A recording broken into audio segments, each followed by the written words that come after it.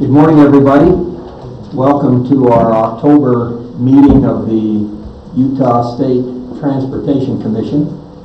We appreciate being here in Ephraim, and just a beautiful day and a beautiful valley to meet in. So it's good to have all of you here today. Just a couple of announcements before we get started with our introductions. The commission meeting can be found online at YouTube/UtahDOT/live. So there will be hundreds joining us during the day. As a result, those who are speaking, please speak clearly into the microphone. In order for it to be recorded and transmitted live, you need to speak right into the microphone. Don't be afraid of that, especially the engineers who have a tendency to speak in engineer speak very low. So speak into the microphone, those who are addressing us, so that it can be heard, because it is being broadcast live across the internet. There's also there at the podium a laser pointer for those who will be making presentations. It's right there on the podium. So we appreciate having you here. We want to start with some introductions of the commission and those representing UDOT, and then we'll have introductions of some of our elected officials who are here, and I know the mayor wants to address us at that point in time. So let's start with our introductions. Gail? Thank you. My name is Gail McKechnie. I'm a commissioner at large. I live in Uinta County. I'm Dan McConkey. I'm a commissioner at large, and I reside in St. George. I'm Kent Millington. I'm chairman of the commission and represent Region 3, living in Utah County. My name is Wayne Barlow. I represent the northernmost counties of the state: Box Elder, Cache, Rich, Morgan, Weber, and Davis counties. I live in Cache Valley and Bear Lake. Good morning, my name is Nagi Zenati from sunny St. George. I represent the rest of the state, 14 counties. Now there are two commissioners who are not here. Megan Holbrook, representing Region 2, unable to be here, and Lou Kramer, commissioner at large, was with us yesterday, but then caught a red eye last night and is right now in New York City in meetings that he is attending, but he was here with us yesterday. We also want to recognize Heather Barthold, our assistant to the commission. She makes this whole thing happen. Carlos? Yes. Thank you, Mr. Chairman. Carlos Braceras, I'm the Executive Director of the Department of Transportation. Shane Marshall, the Deputy Director. Kevin, you want to start us off? Yeah. Kevin Kitchen, Region 4, Communications. Kurt Thornock, Region 4, Program Manager. Rick Torreson, Region 4 Director. Robert Dow, Region 4, Traffic Operations. Randy? Randy Park, Project Development. Jason Davis, Operations. Chris Peterson, Region 1.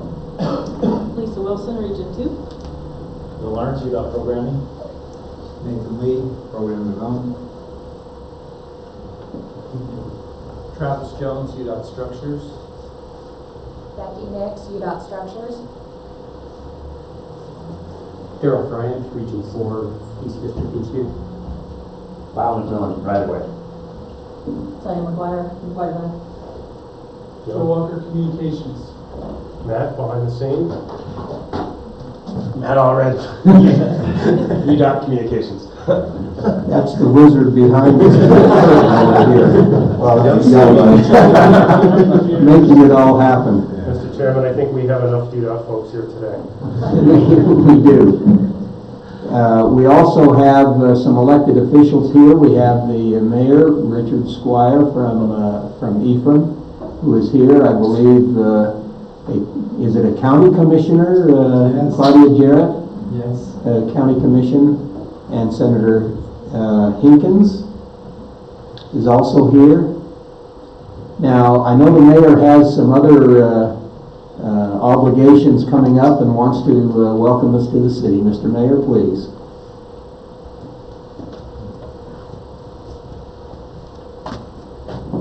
Thank you, Commissioner Millington.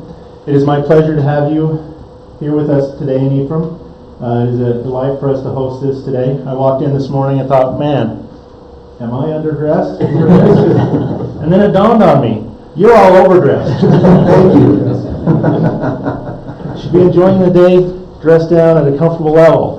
But, in Ephraim City, as you walked around, you may have noticed that things are looking all right. A lot of that is thanks to you guys. We've been recipients and beneficiaries of a lot of UDOT money spent in the region here with repaving of Main Street last year, rebeautification monies along Main Street, College Loop about 5 years ago. We've had the widening of 89 just north of Ephraim in the last year, as well as the past few years widening between Manti and Ephraim on Highway 89, with the exception of one small section there, which kind of looks a little out of place. It would be my recommendation and hope that you would look at funding that in the near future to really finish off the work and the money that's been spent here, and to really make it look good all the way around. Again, it's our pleasure to have you here. Please enjoy our city. I will be staying for a little while, but I do need to leave shortly. I have to go to that other job that puts food in my kids' belly and a roof over their heads. So, again, thank you and welcome. Thank you, Mr. Mayor. We appreciate it. Commissioner Jarrett, would you like to address us, please?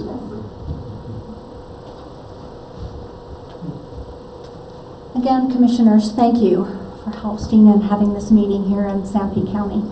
I hope you recognize, I know you represent a whole bunch of other counties, but I hope you recognize that Sanpete is probably the most beautiful county of the 29. We made it especially nice for you today. We have a little overcast so that you can pleasantly enjoy the county and all it has to offer for you. I want to also thank the Commission for your recognition of the needs of rural counties as it comes to transportation. You know that the legislature put a focus on that, passing some gas tax initiatives, and I think that that's been especially important because our rural counties and our rural cities have not been able to keep up. BNC funding has not been adequate. It's been totally, woefully inadequate. And it's actually put a lot of pressure on CIB because a lot of the funding that has come to try to get our infrastructure back up has had to be funded through that avenue. So thank you for putting some focus on rural counties and rural cities and their need to maintain their infrastructure, because that's the vitality and the viability of our communities and our county. Two focuses I think you need to look at. As a county commissioner, one of the major things that we're responsible for is safety. And as Mayor Squire indicated, that the section between Ephraim and Manti does need to be completed. It would just make that a much safer area. We also have a significant deer problem in this county, and at one time I think it was recognized that we were one of the highest count for deer hits in the whole state. So something needs to be done to help us with that problem. It's increased insurance premiums. It makes our county not look so good when you drive up and down the road and all you see is dead deer carcasses all along the road. So if you could help us with that, that would be tremendous. We also see that that has caused some fatalities. So I think some emphasis on that would be very, very helpful. We do appreciate the efforts that have been made to send funding to our rural counties. And again, thank you for being here and we welcome you. Thank you, Commissioner Jarrett. We appreciate that. So you will know both the subject of the deer population and the accidents was part of our meeting yesterday. We got some statistics on that. There is considerable concern for that particular issue. In our tour yesterday, we actually drove part of that area of 89 where there are a number of those accidents, and we were able to see firsthand some of the issues. So thank you for that reminder, and our UDOT people are on top of that and will certainly continue to work with you and us to make sure that those issues are addressed. Mr. Chairman? Yes. By way of information and disclosure, I had the privilege of working with Commissioner Jarrett until a few months ago at the CI Community Impact Board. She did a superb job. Thank you for your service. Good to see you. Senator Hinkins, would you care to address us? I don't have any comments. All right, thank you for your attendance today. We do appreciate that. Now, we will have a public comment period after our local area presentation, and we will open the floor again for public comment. There are two people here that we do want to recognize from the FHWA, and we'll be hearing from the FHWA, the Federal Highway Administration. Ivan Marrero, the Utah State Director, and Brigitte Mandel, the Assistant. We're glad that they're here. We'll hear from Ivan in just a few minutes. We'll now proceed with our local area presentation. I believe Kirk, let's see, Rick, are you going to introduce it? I'll introduce it. Please.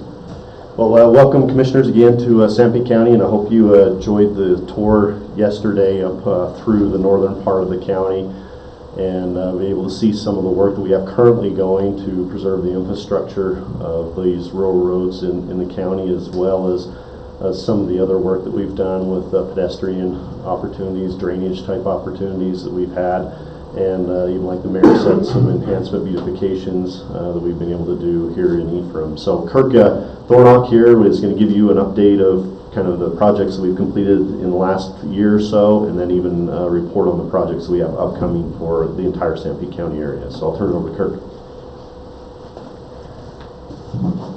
Good morning, commissioners. I believe Mr. Mayor stole my thunder. He talked a lot about the projects I'm going to talk about, but we'll have some. We'll have this presentation here, and without further ado, we'll jump into this. Sanpete County, since 2007, we have allocated over $56 million to 61 projects in the county. These fundings come from state funds, federal funds, local participation. They type of projects go anything from concepts to designs to those projects under constructions, and those have been complete since that time. So we've had a great deal of work here in this county. I'd like to highlight several of these projects that we've done in the last couple years. Some of them we saw yesterday, and this will be a review of that. So the first one I'd like to talk about is US 89. This is our Manti to Killer project. This was constructed last year. We added a northbound and a southbound lane that connected into our existing Keller Lane to Airport Road project. In doing so, we realized we were building a choke point within Manti city limits near the temple. About this time last year, we came to the commission and asked for to fund additional monies and an additional scope, and we reduced that choke point. We added that 4-lane section in Manti. The two pictures, the top one shows a picture of the 4-lane section. You have them on your iPads for better pictures, full blurry here, but this is looking back towards Manti, the 4-lane section.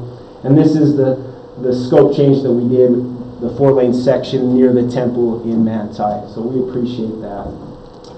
Just north of Manti in Ephraim, this project Ephraim to Pigeon Hollow was 2 different scopes. This was constructed also last year. This was a 2-inch road-to-mill and fill with SMA through Main Street.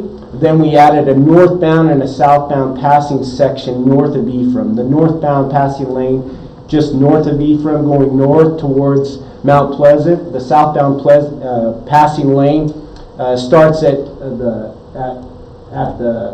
Pigeon Hollow Junction, which is SR 132, and comes south. That was a $5.35 million project. The top picture shows the rehabilitation of Ephraim Main Street, and the bottom picture is just a picture of the northbound passing lane going out of Ephraim North. The next project is on SR 31. We talked about this. We didn't drive up to this yesterday, but we had 2 retaining walls that our maintenance forces over time had built, and they were starting to fail. So we came to the commission a couple years ago. We funded this project for $1.35 million. We reconstructed these retaining walls. I have 2 pictures, one of a finished product up the canyon, and it was a really hard construction with the very steep slopes. And the bottom picture just shows a picture of it during construction. That was a very successful project for us. On SR 116, we call it from the Y Connect to Mount Pleasant. There's a road that comes in right here, so that's hence the Y Connect. This was constructed last year with an 1.5 inch asphalt SMA overlay, and we also sealed this with a chip seal. This was a $1.6 million project to preserve that roadway.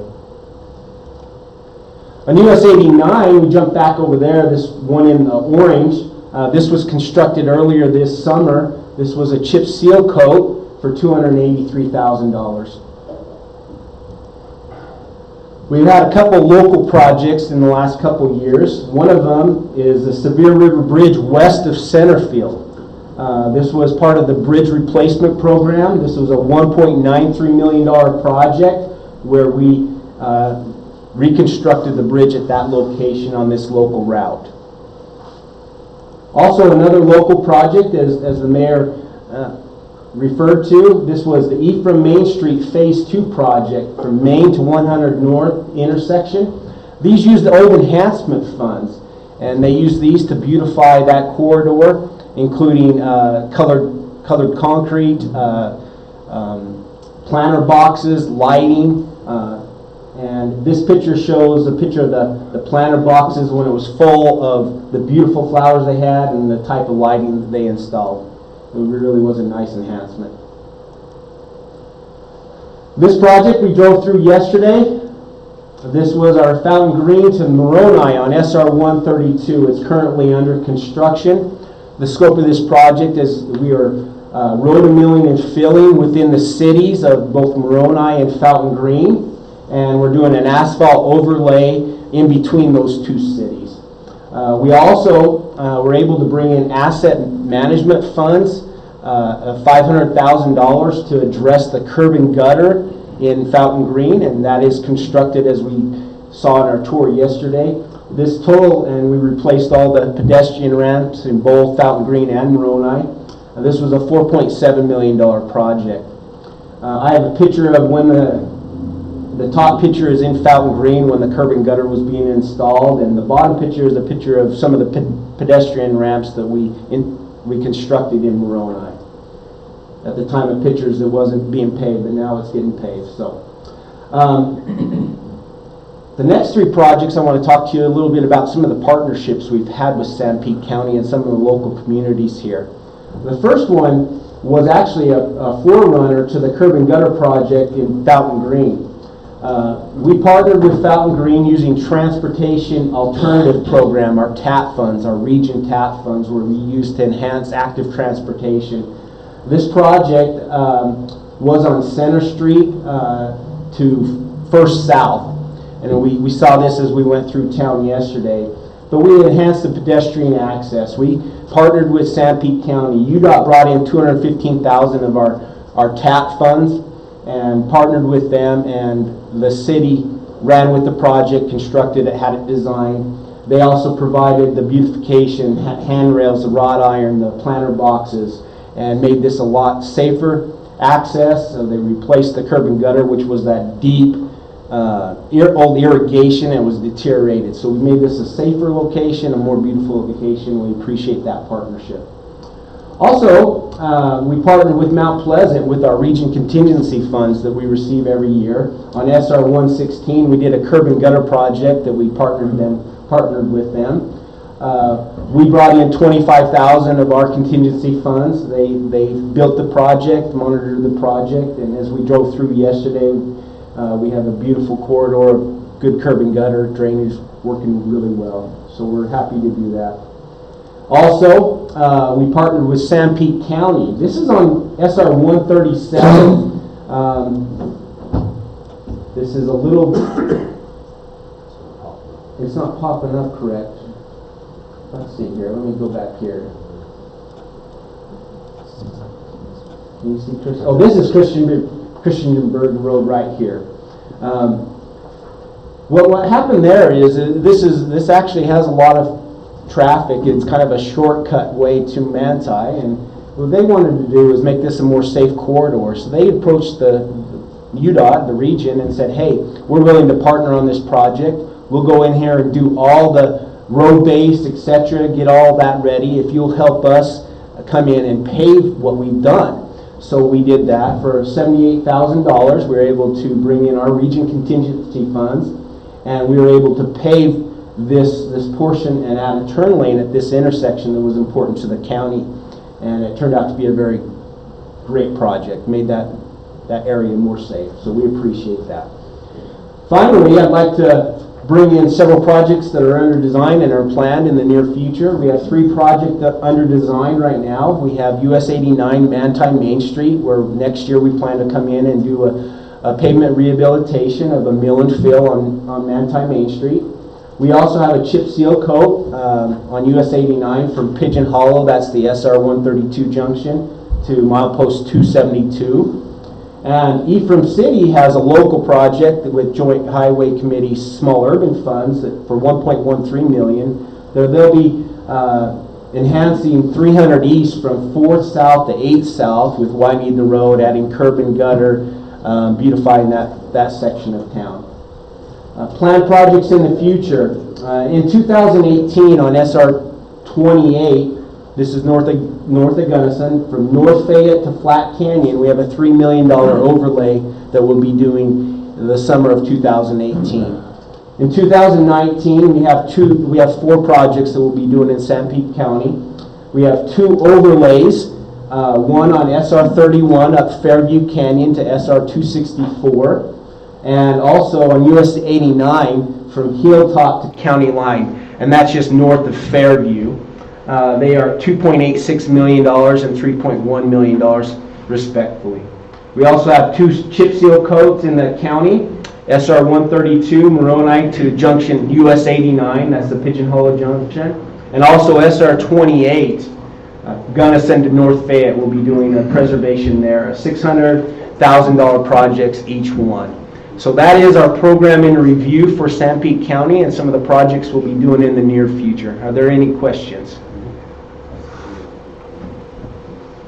Questions or comments for Kirk?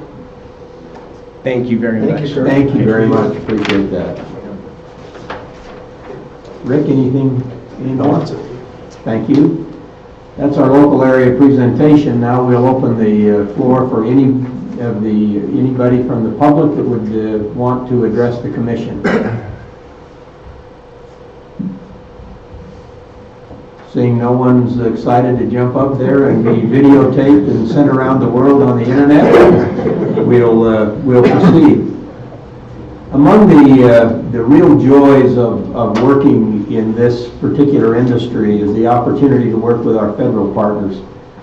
And Ivan and Brigitte have been very conscientious in helping us out. We'll turn some time over to Ivan now for a report from the FHWA.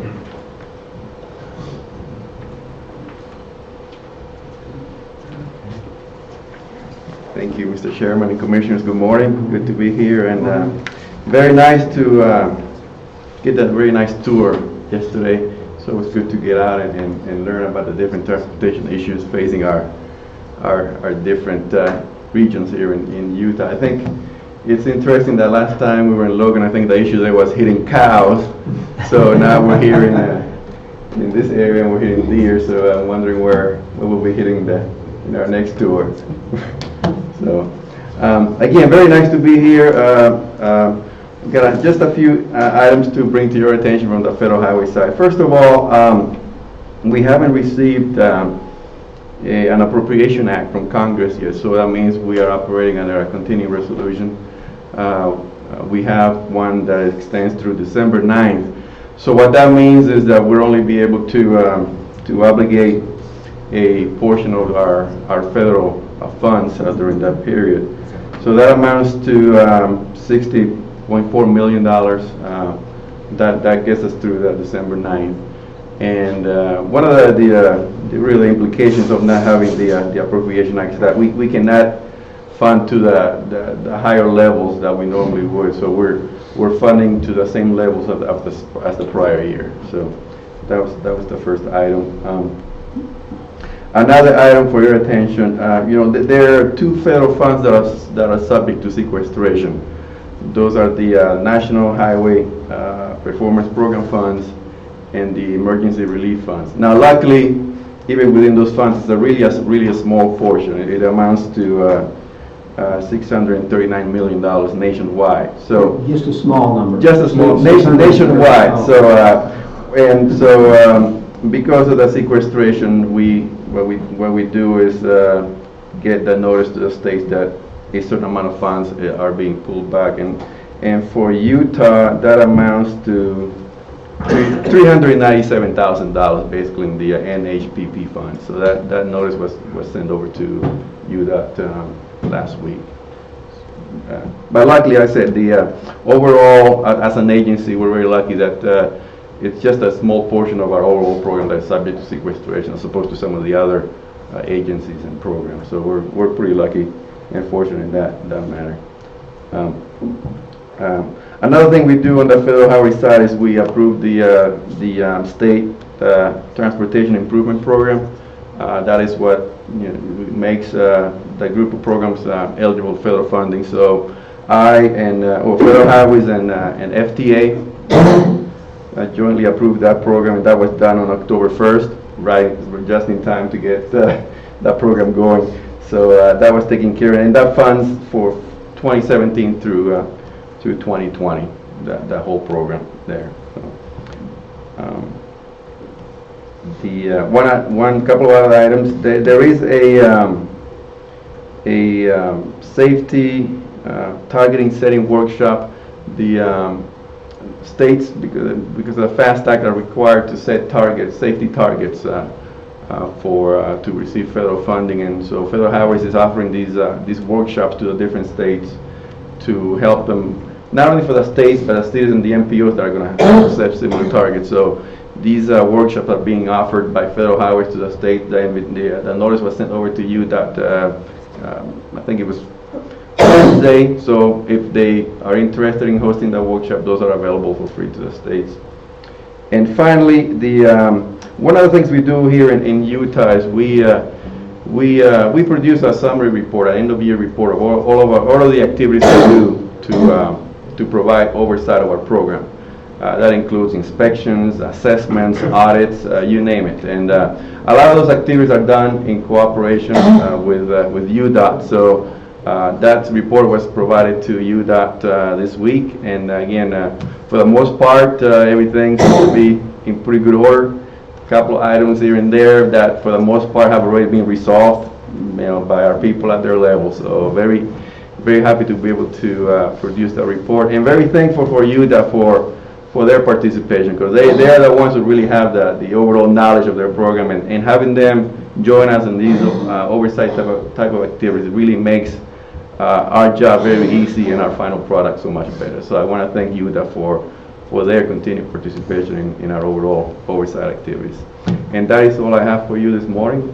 If you have any questions for us. Any questions for Ivan? All right. Thank you. Well, thank you, and I do have one question. Sure. Ivan. You said the continuing resolution runs through December 9th. December 9th.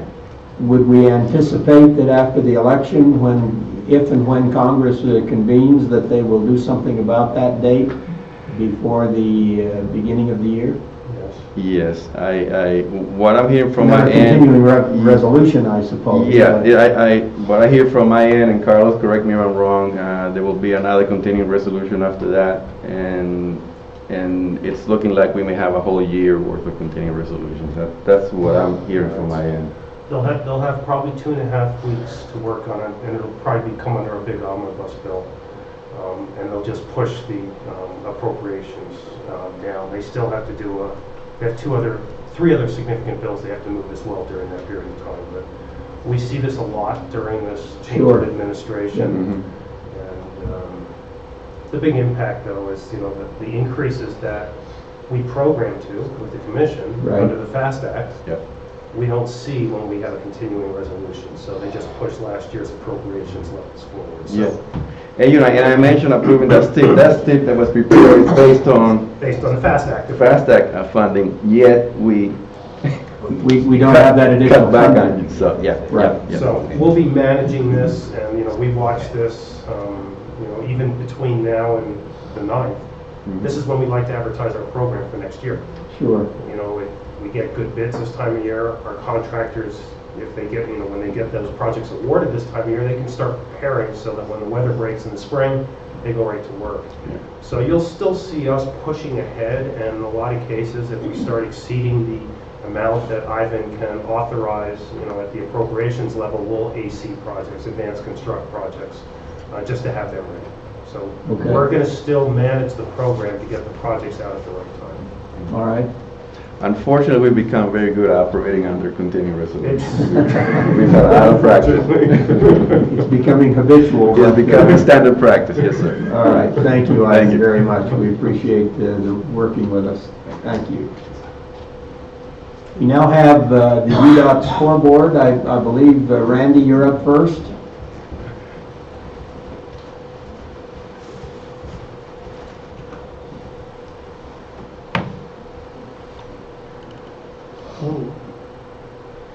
Alrighty, I can't see that from here, so I can see the Fuzzy. blur, but anyway, I've got my iPad, so I think we're in good shape. But the last commission meeting was held on September 7th, so a little bit less than a month ago, and since that time, we've advertised 21 projects for a total of $277 million.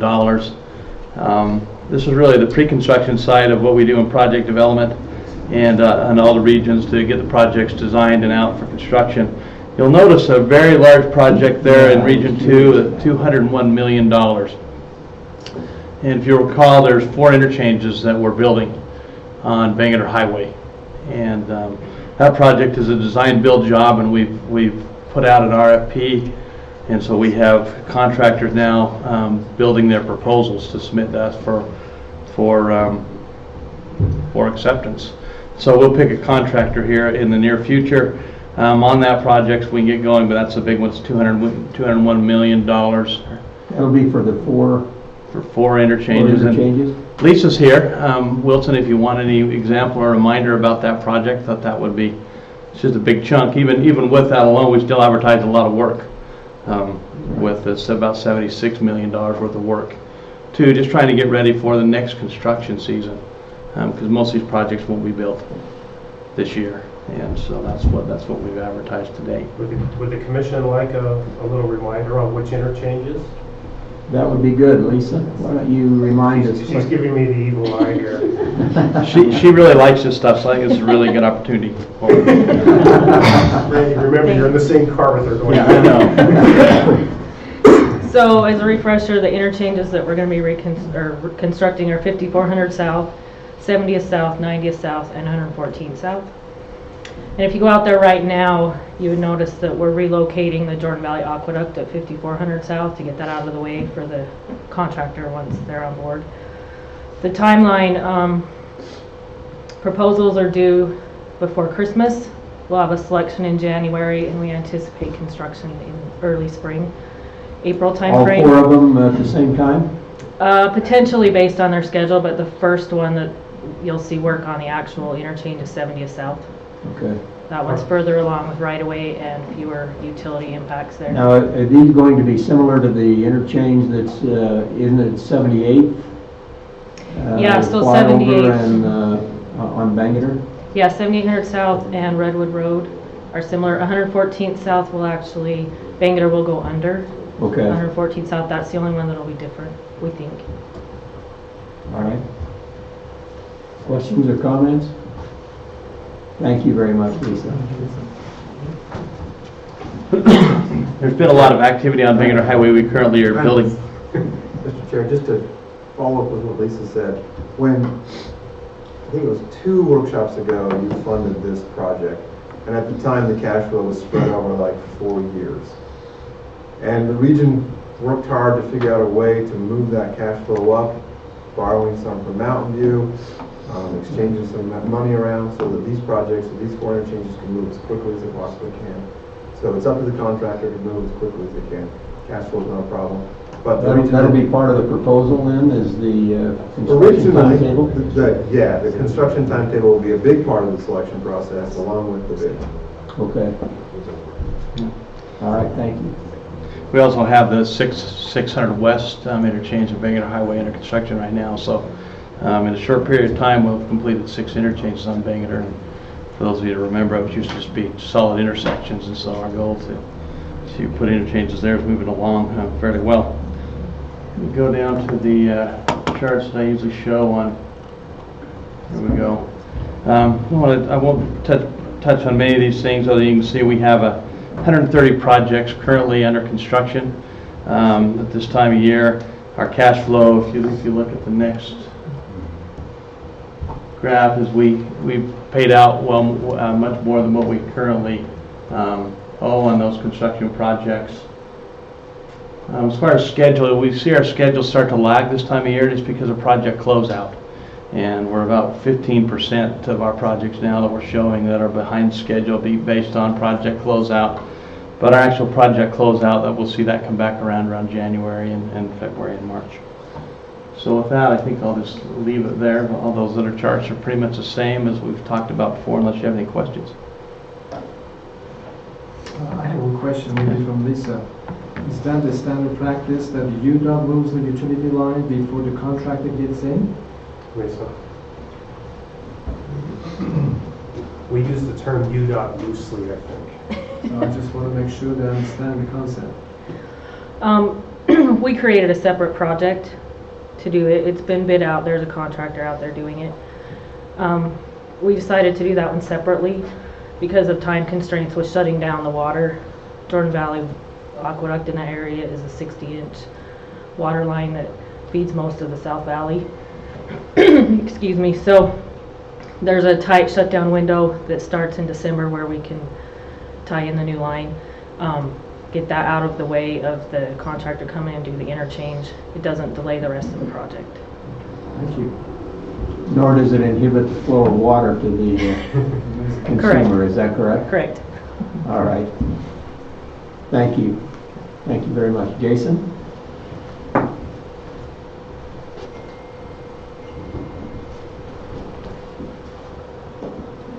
Good morning.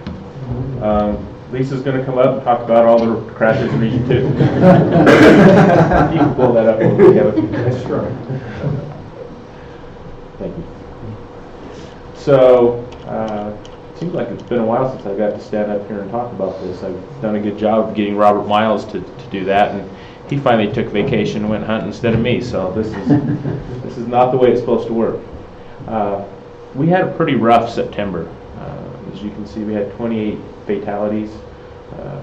We had been behind our number at the end of August, but unfortunately we jumped ahead of the pace during the month of September, which is a little odd. It almost equaled some of our 100 deadliest day months. Again, I'm always told by my folks that look at trends, Jason, don't look at individual months or individual crashes, but it's a little hard to do in this job. So we need to emphasize that we need to do a better job of buckling up, and that's usually what it comes down to. If we buckle up, we have a better chance of surviving the crashes that will and do occur. There's maybe. You can see here in September we had 25 fatal crashes and 28 fatalities, which was a jump. Our rate, which we like to look at because it's a little bit more indicative of what's really happening out there when you have a big bump in the number of cars out there driving during those heavy travel months of the 100 deadliest days. You tend to see your fatal crashes and overall crashes go up because there's more cars out there. This was one of them that the rate went quite a bit higher than it did last year and our 5-year trend. Our vulnerable road users, we've had a good couple past months as far as bicycles go. We hadn't had any of those, but the motorcycles continue to contribute their fair share, as well as the PEDs. And we have our monthly heads-up meeting to talk about this group of users and how we're going to try to make the roadway safer for them and how they're going to help make the roadway safer for themselves, as far as being aware and what they're doing. It doesn't fall all on the responsibility of the driver, and it doesn't fall on all of the responsibility of the PED, the bicyclist, or the motorcyclist. Everyone has some responsibility in that. I know I got a page yesterday about Wolf Creek, and there was a fatal crash up there, and I haven't seen the details, but I gotta imagine it was probably a motorcycle again. But that's just an educated guess. Our injuries, they, as you may recall, they tend to lag. It takes a little bit longer to get those numbers in than our fatal numbers, but those have gone up as well. And our injury rate is going up along with that. Our serious injuries and our vulnerable users, you can see over here on the 5-year, there's always a 5-year and a year-to-date, how it compares to past instead of just looking at individual months. You can see it's pretty much nothing's really changed. It's still on that same rate as past years. But we want that number to go down. That's always our goal. Our total crashes are a little bit higher as we in our rate, which means even though we got more cars out there, people are crashing at a higher frequency. Hopefully they're low impact, low injury type crashes. And that's pretty much it. I know I raced through it a little bit. It tends to, by this time of the year, got 2 months left in the year, and you're really starting to look hard at those numbers, and it tends to get a little overwhelming. So I apologize for the speediness of that presentation, but any questions, I'd be glad to answer them. Any questions for Jason? Yes, I do. Motorcycles, when they get in their license, are they being taught how to drive between the cars or behind the cars, because they're just weaving through the speed and light? We all get the same training when we get our car driver's licenses as well, and I tend to see some of the folks driving in a fashion that I question whether they took the same test and got the same education as I did. Motorcycles do require additional testing to get a motorcycle endorsement. What they do with that information they get when they take that test and take that course is up to the individual. We do work with Department of Public Safety and driver's license on the types of things that we look at as far as the training and the testing and the information shared with them. But again, it's an individual's choice, and hopefully they make good choices, but not always. When they get cited, we're going through between the cars at the speed, they're supposed to like 65 miles an hour the speed on the road, but they're going 75, 80. If they're speeding, obviously they're in violation and they would receive a ticket. It would be a reckless driving citation. There has been consideration. There are states that allow lane splitting going between the cars, and that has been talked about during past sessions of our legislature. Has not been followed through on, but there are some states that allow it. California being one. But here it would be cited as reckless driving. I do have a couple of questions. Isn't there a UDOT sponsored or participation conference on pedestrians coming up this next week? There is. We're one of the sponsors. It's next Monday, isn't it? Someplace up in the Ogden area or Layton? So there's a lot of partners in that, and again, it's brainstorming where we never say this is good enough or we know everything there is. So we try to bring our partners together and always looking for additional input from the public, whoever it may be, to try to develop solutions that will help lower that number down. That subject was brought up at the MAG meeting that I attended last week, and got a question from one of the mayors about any detail about the pedestrian deaths in the state. Do we have any demographics or other kind of information about the pedestrian deaths? Is it older people, younger people, across the board? What do we know about those? Off the cuff, deaths? it is very spread out. It's everything from folks on the interstate getting out of their vehicles after an incident or an event. In fact, I saw one last night as I was heading back up before I came back down. Individual right at 8th North, his car has stalled in the number 2 lane, and he was standing outside his car, and I was... Jason, maybe the commissioners don't know what a number 2 lane is. Okay, so... How that is. So there's the number 1's the fast lane, and then we number them as you go. Right. And so depending on how many lanes there are, they'll go 1 through 7 or whatever, yeah. possibly. But this individual's car broke down, no accident yet. And as I was going by, getting ready to get off the exit, I looked over and saw it, and immediately used my hands-free device and called the TLC and told them to get emergency IMT or a highway patrolman there quickly, and they were lighting up the signs to say that there was a vehicle in the lane and trying to avoid that. But back to the PED fatalities, they're spread across all demographics. They're at intersections, they're at crosswalks, they're Not in the middle. Crosswalks. We have the data, and that data is what we, with our partners at the Highway Patrol, Department of Health, we're always looking at that data, trying to come up with, solutions to this. So that is part of what we use to try to design these programs. And then we'll try to target those users that we feel maybe are the highest users. Kind of like the seatbelt thing. We realize it's the males 18 to 40 that aren't buckling up nearly the frequency that others are. So a lot of our approaches and Joe's group is great in coming up with strategies on how to address those folks and educate them and try to get them to do the right thing. All right, thank you, Jason. Thank you very much. All right, with those presentations, we now enter into the part of our commission meeting where we will have a number of business items. The first item is the consent agenda. There are 3 items for your approval. The minutes of our last meetings, last month.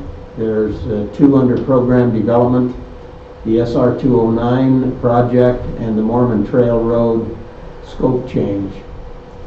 Do I hear a motion for approval on the consent I'll move agenda? to approve the minutes from the last month tour and meeting.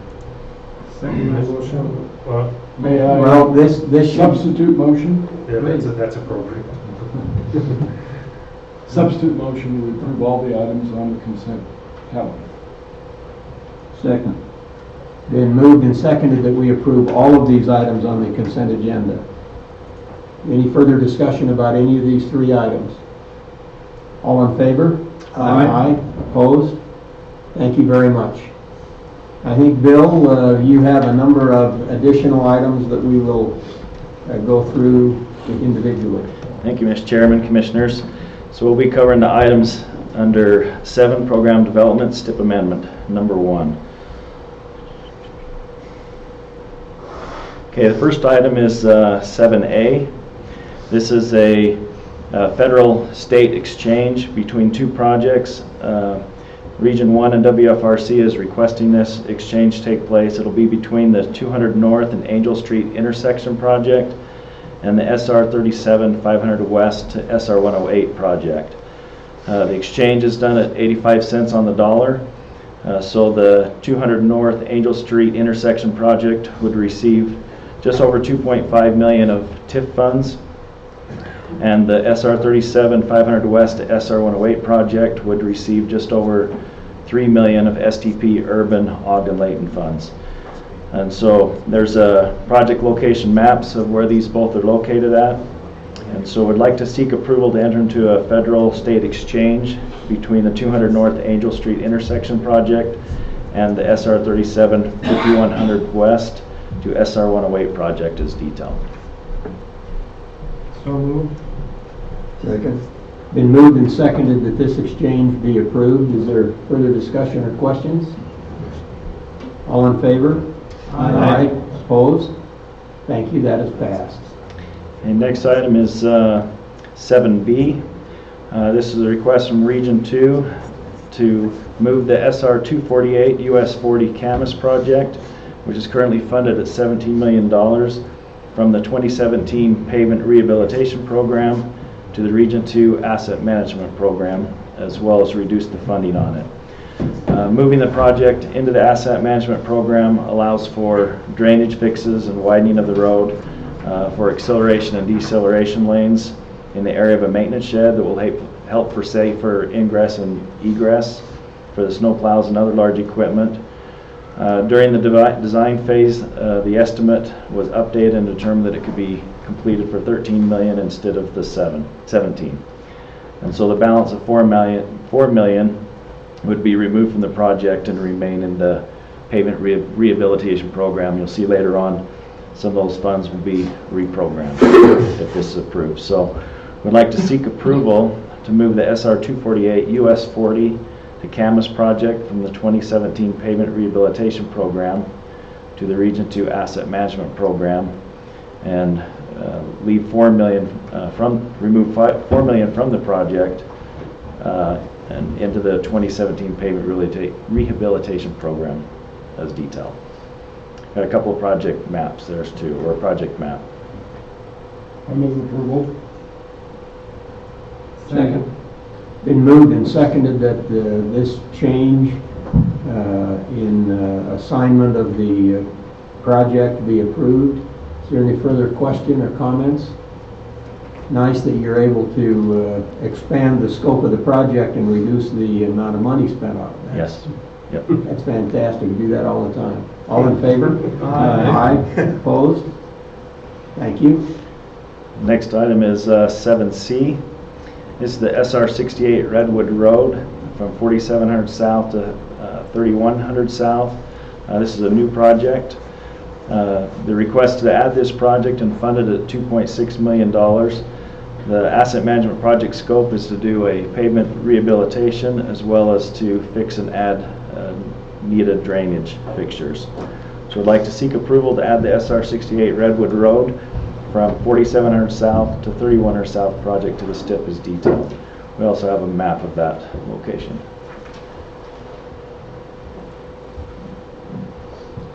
Move for approval. Second.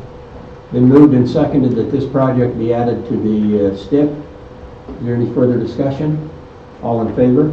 Aye. Opposed? Thank you. That also passes. Okay, next item is 7D. Region 2 is requesting approval to add SR 201 I-80 to 9022 West project to the STIP and fund it at $2 million. Funding is currently available in their asset management program. The project scope is to do a pavement preservation as well as repair and replace culverts in various locations. We've got a project location map of where this is located at. And so I'd like to seek approval to add the SR 201 I-80 to 9022 West project to the STIP as detailed. Move to approve. Second. Been moved and seconded that this project be added to the STIP.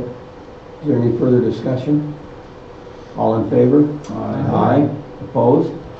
Thank you. That also passes. Now this is one of those projects we looked at when we were in Tooele recently. We actually drove that area, didn't we? Correct. Yes. And so this will take care of some of the issues that we discussed at that time. Right. Thank you. Okay, next item is 7E. This is a Region 2 request to combine two projects into one and add funding to change the pavement treatment from a hot in-place recycling to a rotomill and overlay. Both these jobs were moved up last year and the pavement was not fully investigated when it was programmed during the workshop. The initial scope was to do the recycle the pavement, but after further investigation, it was discovered this recycling wouldn't be a good option, and it was changed to a mill and fill. The SR 36 Mile Point 6 to 12 project, it's a low volume pavement rehabilitation project for $2.9 million, and then just above that one from 12 to 18, also pavement rehabilitation project for $2.9 million. So the region is requesting to combine these two projects, build them together, and then in addition would like to add $1.6 million to do the different treatment for the pavement. We got two maps that show the location of where these projects are at.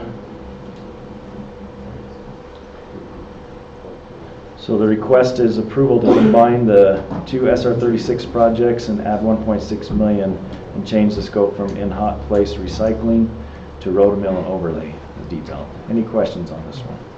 So it's a total of 7 million? 7.4? Yes, yeah.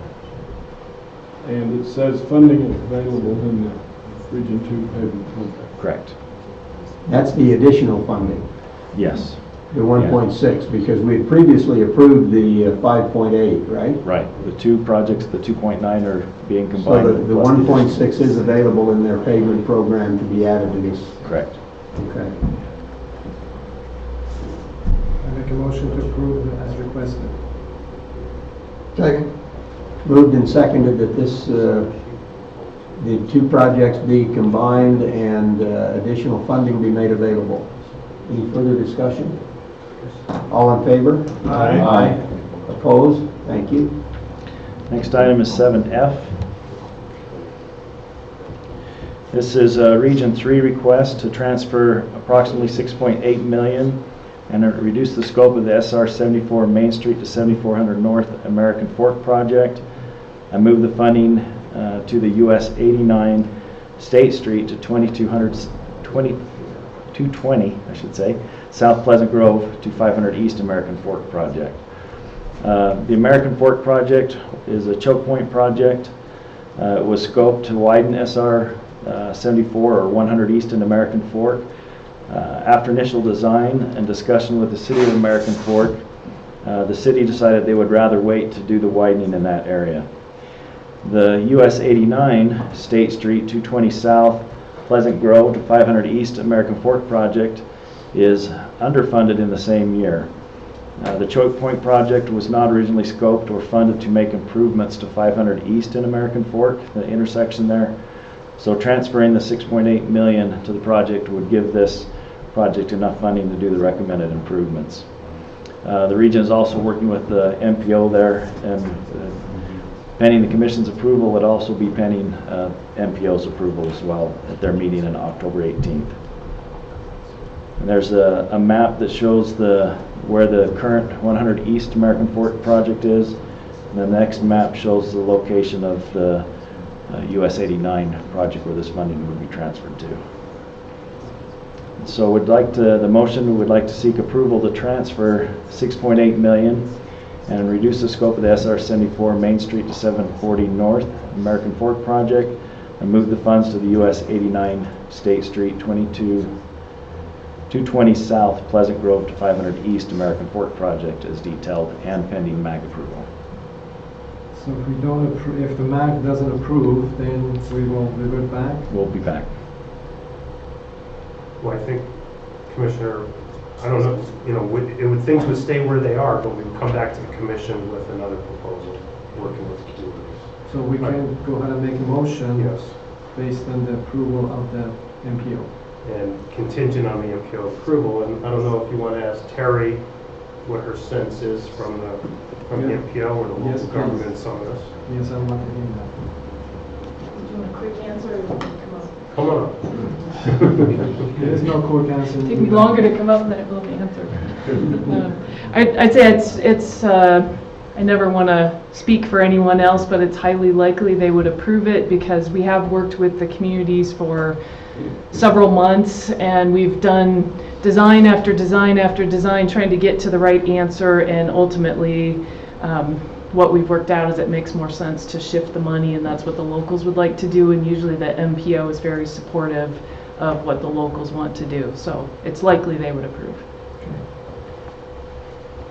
Based on that explanation, I would like to make a motion to approve pending MPO's approval. Second. Moved and seconded that this change of assignment of the $6.8 million pending MAG's approval later this month. Is there any further discussion or questions? All in favor? Aye. Aye. Opposed? Thank you, that will pass. Okay, next item is 7G. This is a Region 3 request, approval to move $1.4 million from the SR 87 Intersection Improvements Project to fund a newly created US 40 McCoy Flats Intersection Improvement Project. Originally, the SR 87 Intersection Improvement Project was a choke point project scoped to improve 3 intersections in Duchesne County.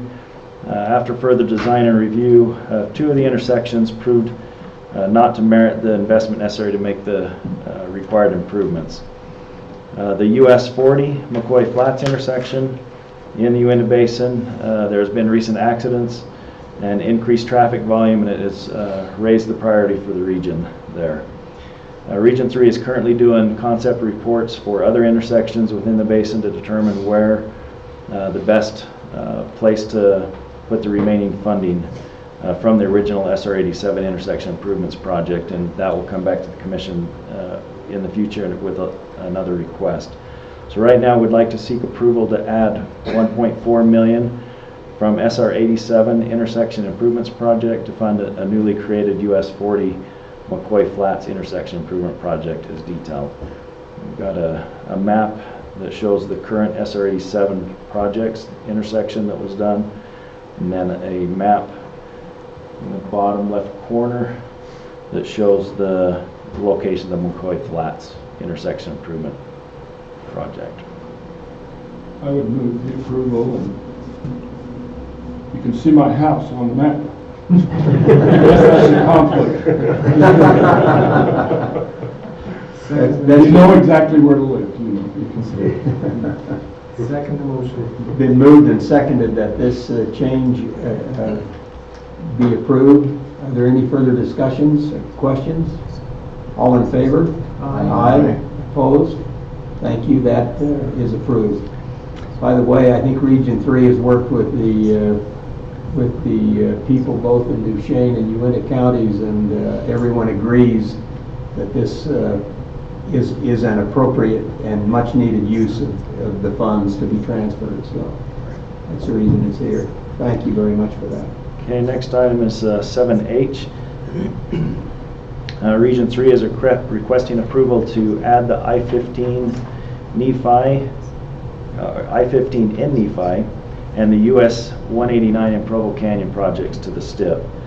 There's a need to do some concrete pavement repair on I-15 in Nephi, as well as on US 189 in Provo Canyon. They propose to transfer $235,000 of state pavement funds from their rehabilitation program to fund this project. They also wanted to know that they had completed their surface areas that required within their region for 2016, so this funding is available to do this. There's a couple map locations. It might be hard to see. It's just a dot there by Nephi and a dot up there on US 189. It's the location where these would be done. And so I'd like to seek approval to add the I-15 in Nephi and US 189 in Provo Canyon project to the STEP. I move approval. Second. Been moved and seconded that this be approved. Is there any further discussion or comment? Questions of Terry? All in favor? Aye. Opposed? Thank you. That'll pass. Okay, next one is 7I. This is a request from Region 3 for an additional $500,000 in support of ongoing litigation for attorney firm, expert witness, and engineering consultant for the SR 92 Lehigh to Highland roadway widening project. This was discussed yesterday in the staff update meeting, and so this is that request to add that $500,000 to this project. I'll entertain a motion. Move for approval. Second. Been moved and seconded that this additional funding be available for the ongoing litigation. Are there further questions? All in favor? Aye. Opposed? Thank you. That's been approved. Next item is 7J. The Structures Division is requesting $400,000 to fund a feasibility study for the Mexican Hat Arch structure in San Juan County. This bridge was constructed in 1953. It's currently on a 6-month inspection cycle due to deficiencies in the superstructure. The bridge is also functionally obsolete due to inadequate width and a sharp curve into the southbound approach. We drove this, I believe, several years ago. I was going to say 2 or 3 years ago, we actually got out of the bus and looked at that sharp curve, trying to look at alternatives to building a different bridge or whatever. We stood there for quite a while and talked about that. I thought this was the area. Yeah. So the purpose of this feasibility study is to determine the best cost benefit for rehabilitation of the structure versus replacement of the bridge. The funding for this is available due to current project efficiencies, and so we'd like to seek approval to add the Mexican Hat art structure feasibility to the STIP as detailed. Mr. Chairman, we have Becky from our Structures Division if there's any questions. Yeah, if there's any questions over these next 3 or 4, I noticed the structures is into us for a little pocket change this time around. It's been moved. Do I have a second? Second on that. Been moved and seconded. Now, is there further discussion? Please, Gail. Does the study include a relocation of the bridge or just new or repaired bridge at the same location?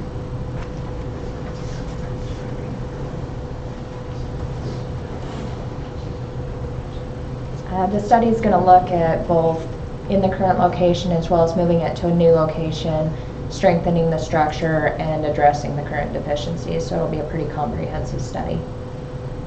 So if you rehabilitate the bridge, that's not going to help much on the sharp turn, is it? No, it won't do anything for the turn or the lack of shoulders on the structure.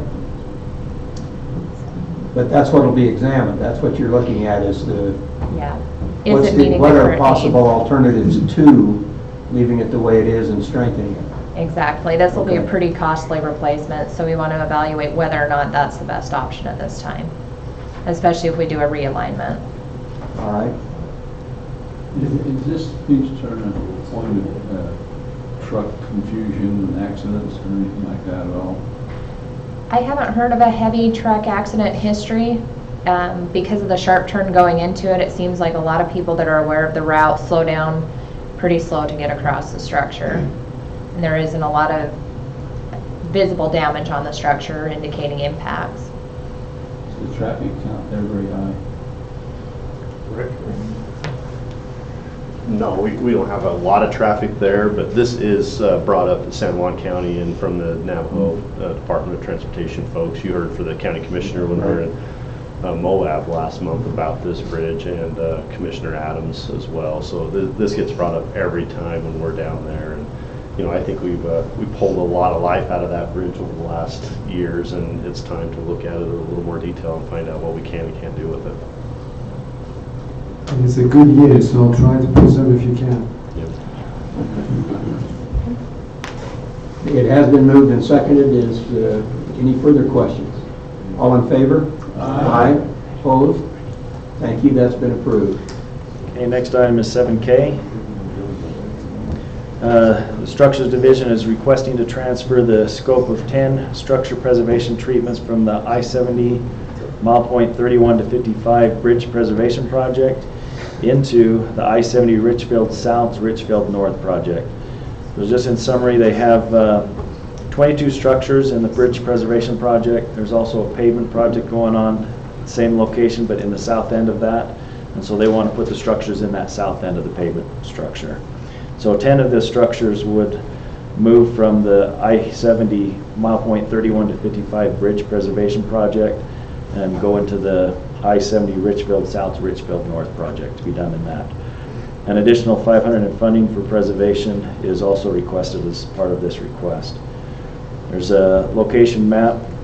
The first one shows the location of the structures preservation project. You can see its limits, and then you can see the limits of the pavement section, which is the same location, so those structures within that pavement section. So we'd like to seek approval to transfer the scope of 10 structure preservation treatments from the I-70 mile point 31 to 55 bridge preservation project into the I-70 Richfield South to Richfield North project and add 500,000 as detailed. Move to approve the scope transfer, Mr. Chairman. Second. Moved and seconded that this be approved. Are there further discussion or questions? All in favor? Aye. Opposed? Thank you, that's been approved. Next one is 7L. Again, this is structures, and they're requesting $2.5 million to fund the rehabilitation of the rock arch tunnels on SR 12 in Red Canyon. These tunnels were constructed in 1941 and are rock arches lined with shotcrete. The shotcrete lining is exhibiting cracking, delamination, and spalling, and the scope is to remove that old shotcrete lining and stabilize the underlying rock arch and to construct a new reinforced shotcrete lining. I like the pictures on this one personally, so you go down and look at the pictures. Though I thought these were all natural myself until I was reading through this one. They're not all natural, so. Is shotcrete something that is sprayed on? Is it? It is a spray-on, yes. Yeah, it's a spray-on. I imagine they would color it and spray it on. And it has different types of fibers. You can have metal fibers or poly fibers in it, so there's different options to try to give it some potential to strong. So we'd like to seek approval to add the rock arch tunnels on SR 12 in Red Canyon project to the STIP as detailed. So moved. Second. Moved and seconded that this project be added for this rehabilitation. Are there further questions or discussion? All in favor? Aye. Opposed? Thank you. And next item As is... opposed to the other kinds of structures that are man-made, these are kind of taking advantage of natural formations, aren't they, and what we've gone through. So it was interesting to see these pictures in this project. Yeah, it shows what a good job they can do as well to make it look... I think we've actually driven through this, haven't we, on SR 12? Yes, we made in 41 and 75 years old. It's time for a new facelift. Time for a facelift when you get into your 70s, isn't it? Okay, that's been approved. Enough of that kind of conversation. Mr. Chair. Yes, please. Bill, typically in our fact sheet, at the end of it, we say where the funding's coming from, and this one we did not do that. Can you just, for the record? Yes, it will be from efficiencies in the structures program. Okay. Okay, next item is 7M. This is the Structures Division is requesting 500,000 of additional funds be added to the rehabilitation of the bridge carrying traffic from US 89 Beck Street ramp to northbound I-15 in Salt Lake City. The reason for the increased cost on this is due to the complexity of the maintenance of the traffic or the traffic control, construction phasing, traffic and safety items added during the final design, additional bridge rehabilitation items during the final design, and additional costs for the preliminary engineering and construction engineering due to project complexity.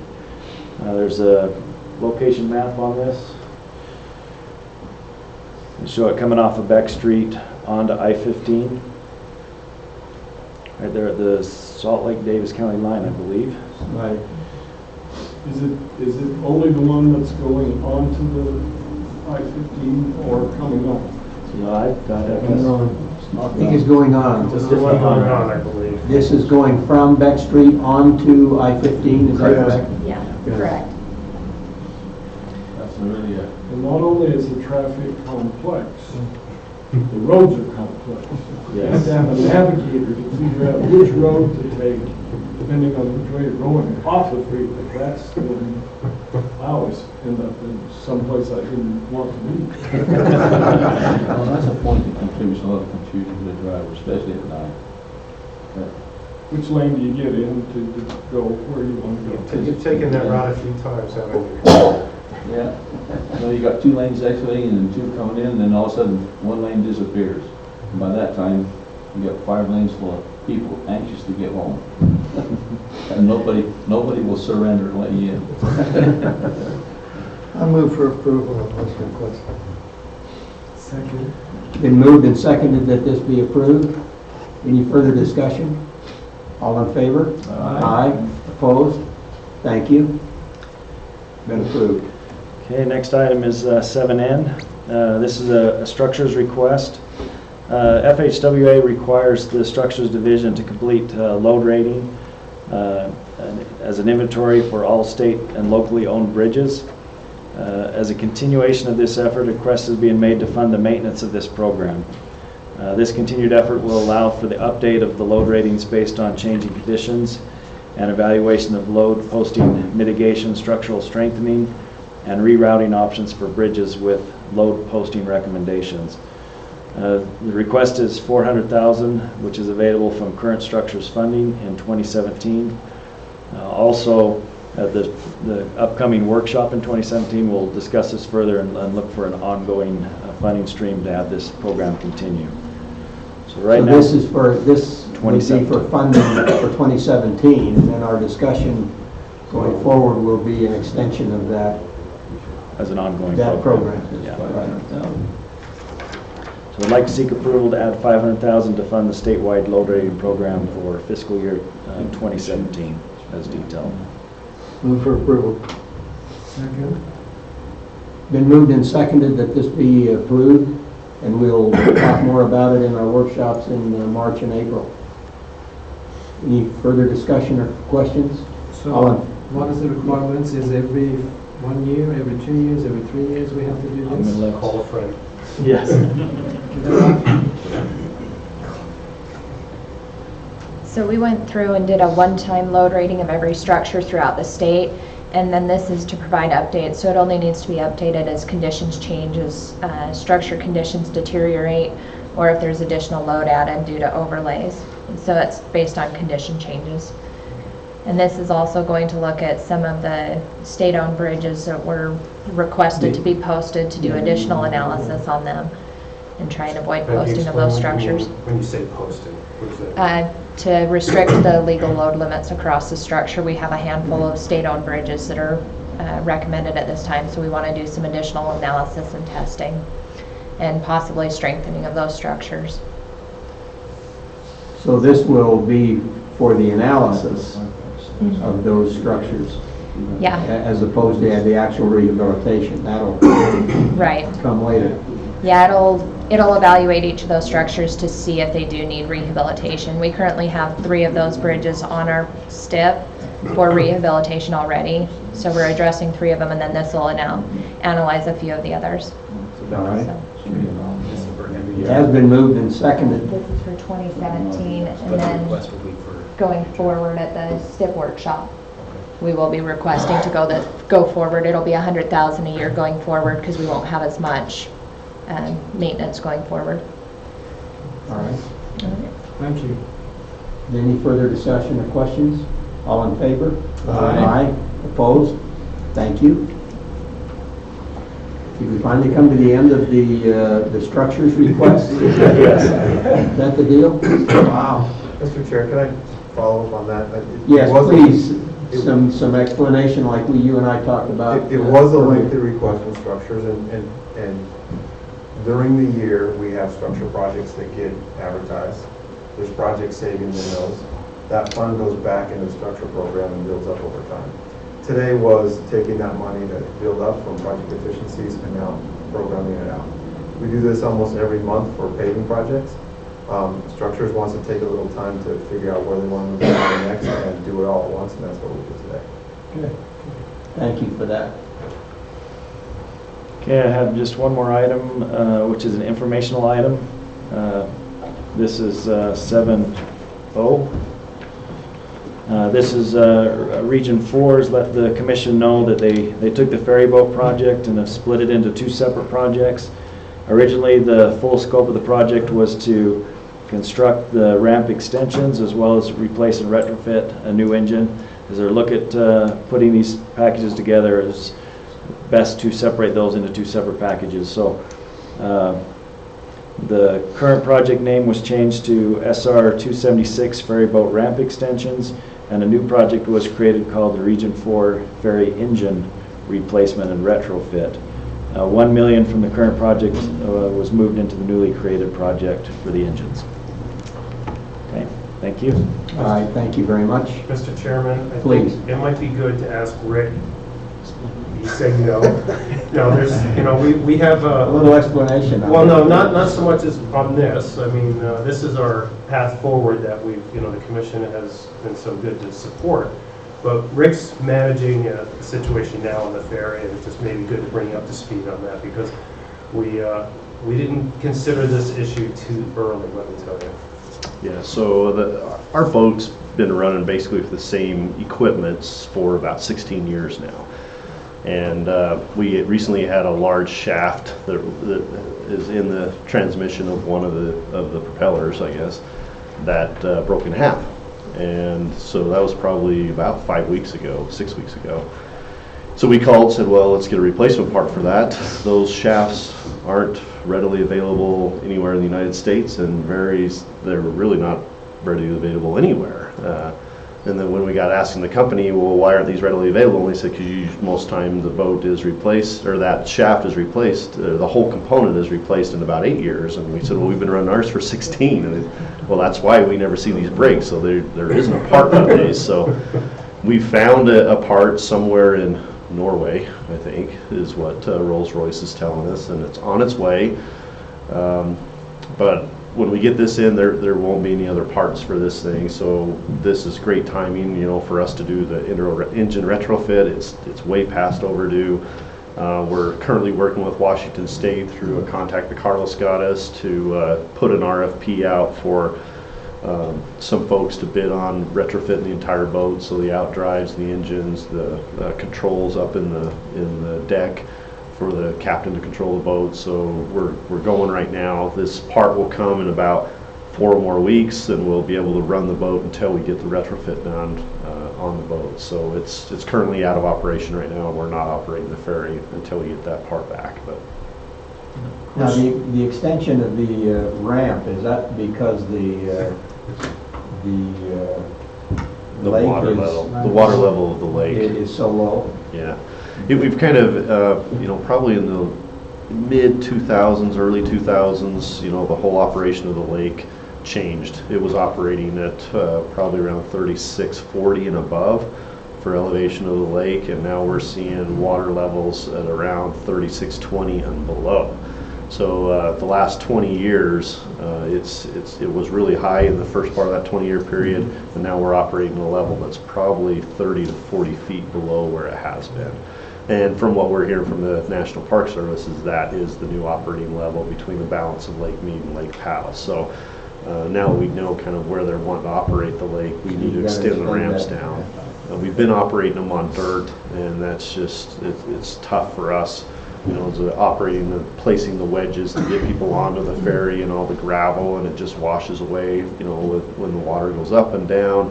It's just not a good situation. So we really want to put the concrete down there and have it at an operating level that we can operate the majority of the year on the concrete.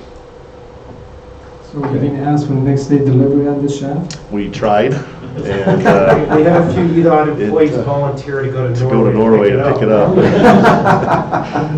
Yeah, it's on Yeah, your we'd long like list to. on that one. It's got to go through a couple customs. It's tough to get stuff from Norway to here, and The question it's is, going to take some $1 million while. is going to be enough to do the retrofitting? What? $1 million is going to be Well, enough? we're hopeful that the bid on the ramps isn't going to be quite as expensive, and then we would hopefully come back and transfer after we're bidding that out probably in the next couple of months. In mid-November, actually. Mid-November, we're bidding the ramp extension down. So when we know that, we're not sure if $1 million's enough. No, and we're hopeful that we'll have some savings on the ramp construction project that we can slide back to the engine repair, but we'll know more on that after the ramp project bids. Going back to the engine repair, is this a physically large part? Is it like an oversized thing, or? Yeah.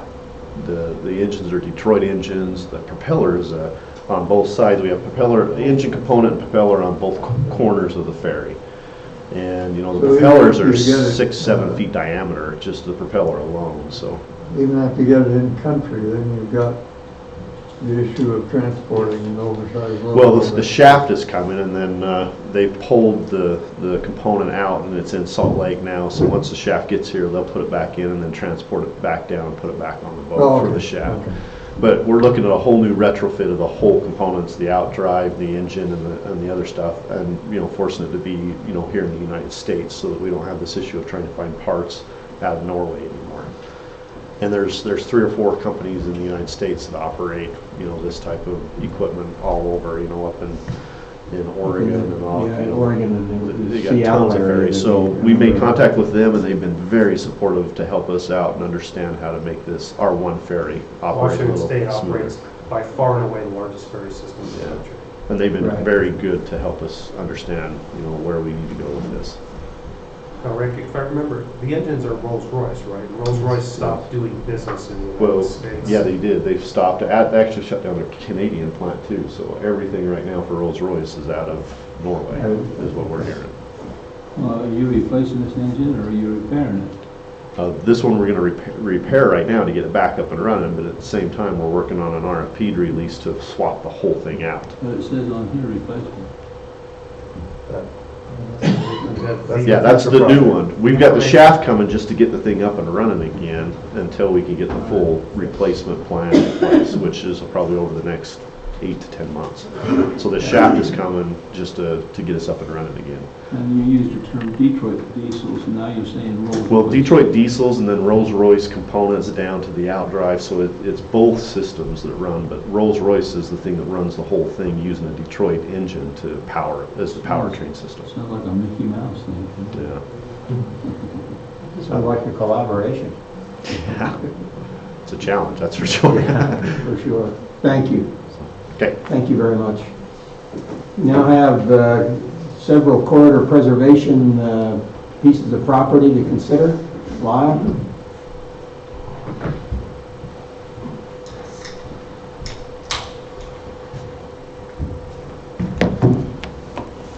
Morning, Commissioners. Chairman. All right. If I can direct your attention to item number 8 on your agendas and corridor preservation. I'll first go through the Marta Dillray Corridor Preservation Fund balance. Our balance forward as of October 4th was $13.7 million. We received reimbursement from the Pioneer Crossing project, which hit one of the former Mountain View corridor preservation pieces. They paid back $1.6 million. We've received revenue of $863,000, and we had 2 purchases last month on the West Davis corridor, the Compton and the Barlow pieces, and then we had miscellaneous fund expenses of $67,000. So those totaled $918,000. When those are netted out, we have a fund balance of $15.2 million. You previously obligated funds for us to make offers and turn those into potential purchases. The total there of obligated but not yet dispersed is $11.1 million. If that's netted against the fund balance of 15.2, we have an unobligated fund balance of $4.1 million. Are there any questions about any of the previously obligated funds, status-wise? Status is on the far right column.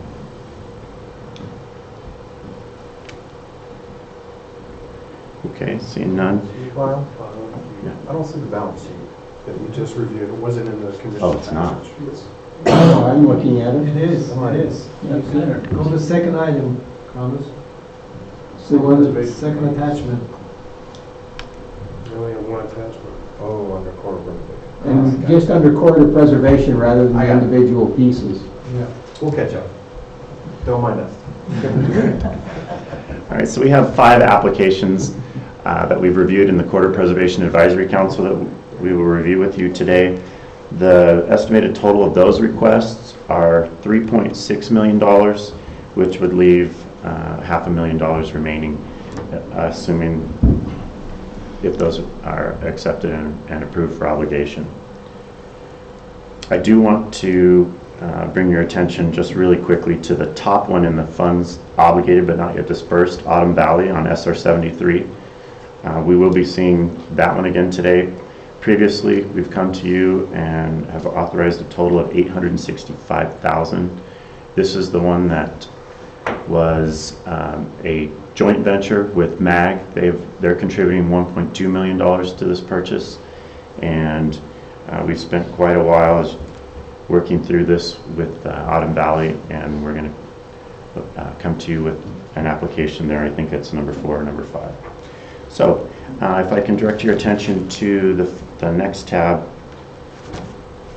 which is the first application. Clay Thomas PC Investment on the West Davis Corridor. This property is located on 1800 West Rouge Lane in Davis County. It's vacant land owned by an entity called PC Thomas Investment Company. And if I can draw your attention to the map on the next 2 pages, you may be reminded that last month I came to you and there's that big yellow piece, the Brezov piece, that had over 200 acres that was approved last month. And there was this tiny piece, relatively tiny piece, it's 28 acres in comparison. That's the one we're looking at today that will fill out that piece. So this property is owned by a developer. It's a home developer. The property is, again, 28.6 acres. It's zoned A5 with a 5-acre minimum lot size. We had it appraised. It came in at $1.4 million, which is about $49,000 an acre. The developer is looking to build homes. That would probably entail a rezone, which would increase the number of homes from 1 per 5 to something higher. He's looking to do a 1031 exchange so that he can take that money and go buy some property somewhere where he can actually build. And this property is in the preferred alignment of the West Davis corridor. So we reviewed the application in the advisory council meeting, and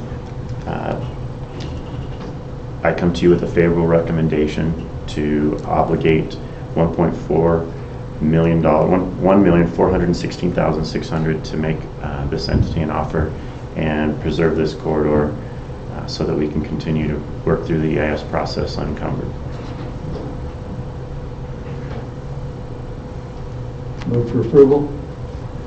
Second. Been moved and seconded that this property that the money be approved to pursue the purchase of this property. Any further discussion or questions? All in favor? Aye. Aye. Opposed? Thank you. That one's been approved. Thank you. Okay, if we can go to the next one, number 2. This is a hardship request for Miss Betsy Hansen. It's located at 175 West, 1800 North in Sunset. It's a single-family residence owned by Miss Hansen, who's recently become a widow, and she's having a difficult time maintaining the property since her husband passed away, and she's indicated to us that she'd like to sell her home and move to Arizona where her daughter lives so that she can have some help with living the rest of her life. The home is on a quarter-acre lot. It's almost 1,200 square feet, and it was appraised for $139,000. It's located in the future widening and reconstruction of 1800 North from SR 126 to I-15s. You can see on the map.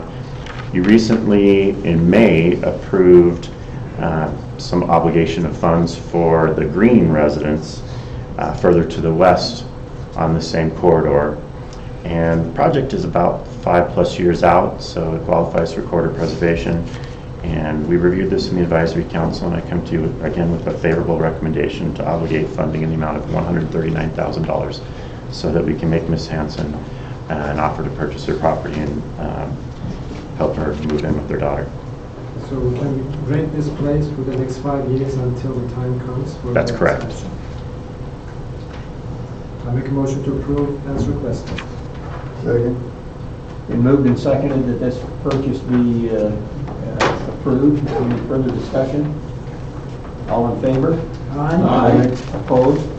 Thank you. That one's been approved. Thank you. The remaining 3 are all on the SR 73 corridor in Eagle Mountain. The first one under 3 is a 5-acre piece of property with a residence on it owned by Mark and Patricia Sovine. The property is located at 9156 North Cedar Pass Road. again, in Eagle Mountain, and they've lived there for 18 years. We had it appraised at the project manager's request. It's been appraised for $520,000. Again, this is a 5-acre piece of ground with a home on it, and they have stated that they would like to sell their home in order to subsidize their elderly mother's placement into a assisted living facility, or else use it to subsidize in-home health care. As you can see on the map, it's in the future widening of the SR 73 project. It goes right through the home. This is the subject of a state study that will be completed sometime next year. And we actually had the project manager come to the advisory council and explain to us why we were seeing this uptick in activity on SR 73. And MAG did an analysis, and what they found is that since incorporation in 1996, Eagle Mountain has gone from 250 residents to 25,000 residents. Basically a 10,000% increase. And by 2040, they anticipate having as many residents as Provo and West Valley. And they only have 2 highways going in and out of their city. So This is one of them. This is one of them. And so they are trying to get out ahead of it, and what we're seeing is a significant increase in desirability and development activity along this corridor because of it. And so initially we balked, and that's one of the things I'll bring up to speed later, but some of the pricing that we were seeing didn't initially pass the smell test, so I had to have some of my folks do some additional research to find out if this was really the case, and I'll tell you more about that on the next one. But so this particular piece of property, the appraisal says $520,000. We've reviewed it in the advisory council, and I come to you with a favorable recommendation to purchase this home. And, again, Commissioner Zanatti, it will be turned into a rental until such time as the property is needed for the project. How big is the home? 5 bedrooms, 3, 4 bedrooms? It's pretty big, but I'll defer that question to Diane. How big is the home?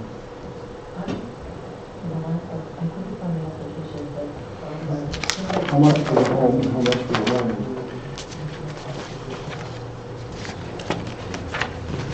$520,000 for the home. Well, that includes the land. Oh, yeah, that includes the land. 5 acres.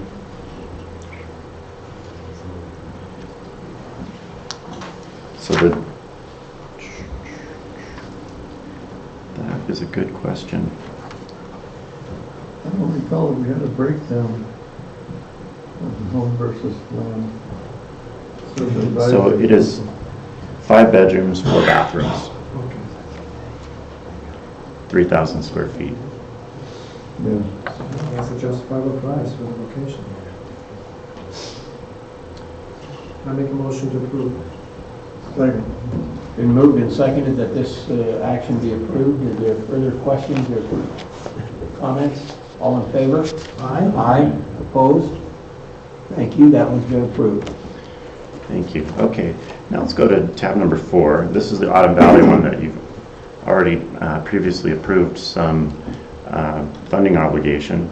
So this property is vacant land. If I can get the map, Heather. Okay. And actually, can you go back to the previous tab? Perfect. Okay. So this is SR 73. The left green property is the Autumn Valley piece, and it is 19 acres total. 8 acres are in the corridor.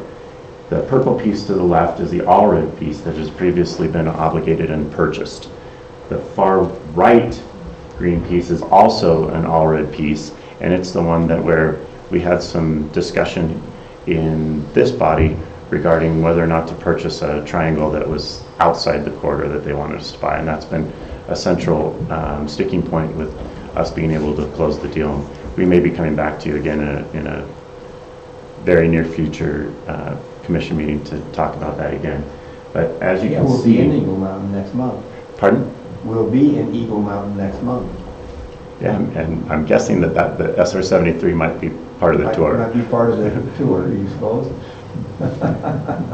So as you can see, we're seeing some significant activity out there, and if you look also at, Heather, if I can look at, can you pull up the plat map? Sorry, I keep thinking it's Heather, but it's, we'll call you Heather today. Yeah, this is it right here. Okay, so in the time that we've been working with these folks, they've continued to pursue their investment-backed expectations and have continued to subdivide and entitle, and they are now ready to start selling individual lots, and which would make things considerably more expensive and considerably more complicated dealing with multiple property owners instead of the one single one that's there. So they've, in good faith, they have been developing the north part of their property and leaving this vacant in the hopes that we can come to an agreement. So the commission previously obligated $865,000 to combine with Utah County's $1.2 million contribution from their local quarter preservation fund. They provided us with an appraisal that was more than the appraisal that we had found, and as we were negotiating, You mean the Autumn Valley. Valley? Yes, Autumn Valley, and the valuation just didn't seem right given that location and what we've been buying in the area in the past. And so I had one of my internal MAI, the highest level of appraisal review, take a look at it. We asked them for permission to let their appraiser talk to us. We went out and looked at the property, and my reviewer said that he was convinced that indeed the valuation was accurate, and that we at the higher level, that we could adopt it based on the development activity that's going on out there and the sales and comparable sales pressures that are going on, that it is indeed accurate. And so we went to the advisory council with this information, and I come to you with a request for an additional $711,000 to add to the 865 and the 1.2, so that we can purchase this property and prevent it from further development and construction, and then that will help us lock up that middle third, so that we can preserve this for the future. This is a really dynamic situation out there. It changes almost day by day. So I'm going to make a motion to approve this additional funding and grab this before it becomes even more valuable. I'll second the motion with the comment. Lyle probably knows what attorneys call MAI, made as instructed. Well, in this situation, you can see that, and in my line of work, appraisals, they look very scientific, but they're very artistic as well. Been moved and seconded that this be approved, this additional funding for this piece of property. Any further discussion or comments? All in favor? Aye. Opposed? Thank you, that's been approved. Thank you. Okay, the final one, also on the SR-73 corridor, is further to the west. It's located at 1500 West SR-73 in Eagle Mountain. It's vacant land owned by Stan and Catherine Smith. The property, the total property, is about 116 acres, with 20 acres on that are inside the future proposed widening of SR-73. It's currently zoned low-density residential with half-acre minimum lot size, and we had it appraised, and it came to $840,000, which is about $40,000 an acre, absent any water shares. And the property owner, if you look, has already platted it, put in lots, etc., and said that in addition to the appraised value, he has incurred significant engineering costs to get this far and would like for us, which is not uncommon, to help pay to re-engineer the remainder, to not have, or to re-engineer it so that the lots fit outside of the corridor. And we reviewed it in the advisory council, talked about both the valuation and his request for some re-engineering to defray his costs and to create, to develop his property that's outside the corridor. And we come to you with, I come to you with the recommendation affirmative for $840,000 to purchase the property and assist in re-engineering the remaining property. That's the 20 acres that we would purchase. So but, yes. But the 840 would cover not only the purchase of the land, but also the additional work that they've requested to look at the remaining property. They've already invested significant amount in engineering and designing the property as it is. And so he's saying that's lost money if I go through that. So what I want to do is be made whole. I'll sell you the property, I won't build in it. However, I need you to help me, put me in the same position I was outside of the corridor by helping me redesign my development. All right. So the appraised value is by the John Lang is about 800,000. That's correct. You're offering 840 just to cover the basis of the site work? He claims to have incurred significantly more than the $40,000 in engineering fees, and what he said he would accept was $40,000. We talked about negotiating and felt that it was reasonable. It was a reasonable expense based on other properties that we purchased on projects of this size, and so that's why we agreed that we would come and request that with the fund. Motion to approve, Mr. Chairman. Second. Moved and seconded that this also be approved. Any further discussion? All in favor? Aye. Aye. Opposed? Thank you. Thank you very much, Been Commissioners. approved. Thank you. That takes us to our stewardship section where we'll cover a couple of policies that we need to consider. Good morning, Mr. Chairman, members of the committee. Let it be known that I am not Elizabeth Waite, who is shown on the agenda for presenting this item, but she's back in Salt Lake City working to finalize a legislative requested report, so I'm going to fill in for that. We have two proposed policies for the Commission's consideration this morning. The first one, if you recall, when we had our annual open public meetings law meetings training in Duchesne earlier this year, a couple months ago, we saw that the law provided the options for if the body wanted to have electronic meetings, either resolution or policy.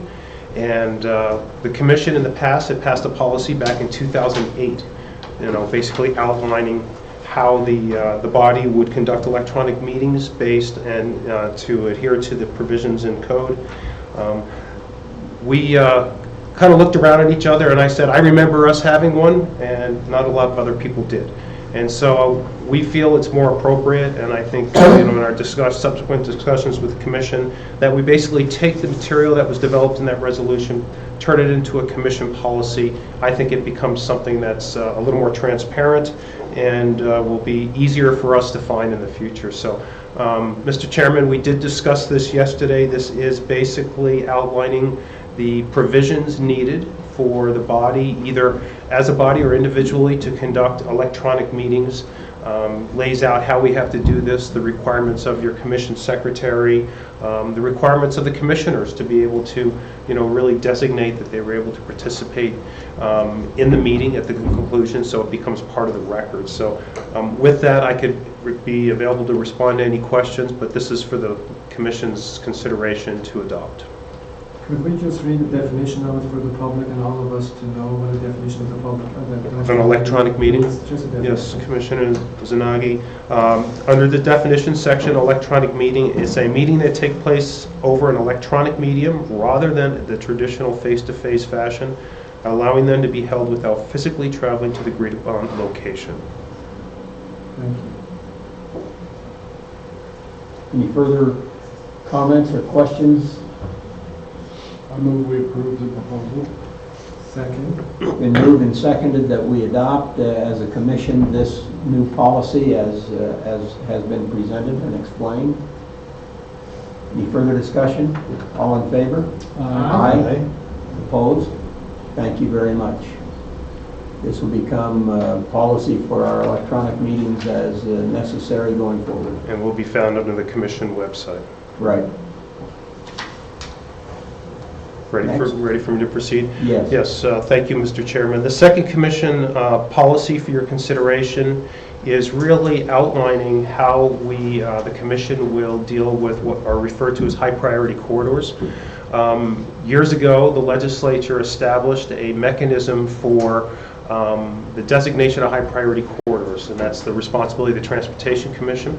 And so essentially, the requirements for a high priority corridor are for if the commission makes that designation, the communities will then inform the department of any land use changes, and that will provide a period of time for the department to be able to work with the corridor advisory committee, the Transportation Commission, to maybe be in a position to make an offer for a willing seller to be able to acquire the property, try to reduce costs for future transportation projects, and also alleviate some future hardships as well.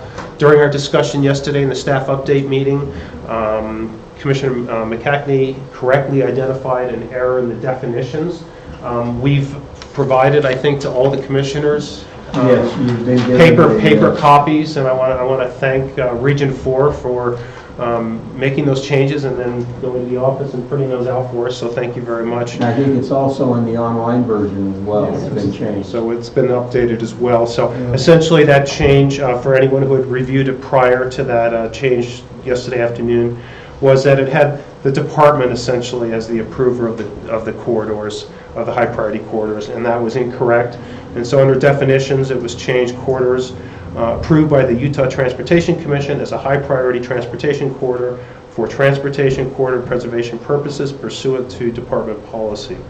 And then we also made the change, whereas we had been referencing the Department of Transportation in definitions, and now the first time we were referencing DOT was in the second paragraph under procedures. We've now spelled out the Utah Department of Transportation as a result of that change. So, Mr. Chairman, that would conclude my presentation. I'm available to respond to any questions.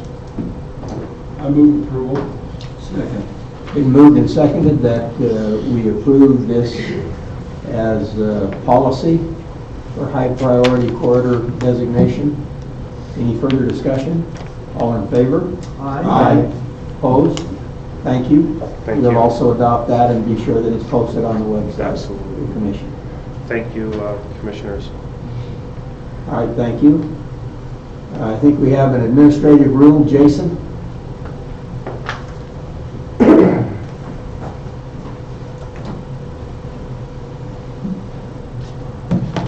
So I've been texting Linda Hall. She's the one that would have been doing this, and she just texted me back and said she's going to be watching online. So now I am really nervous. Good to have you with us.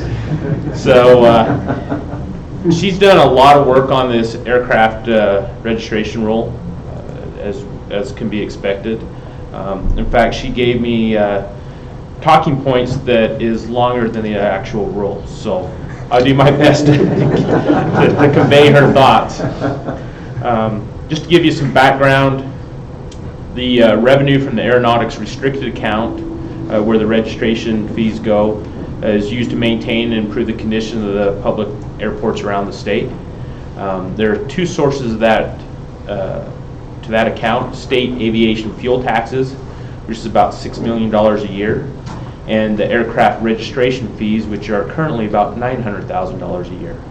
And I think there was a question yesterday about how much of this we hope to recoup in this change.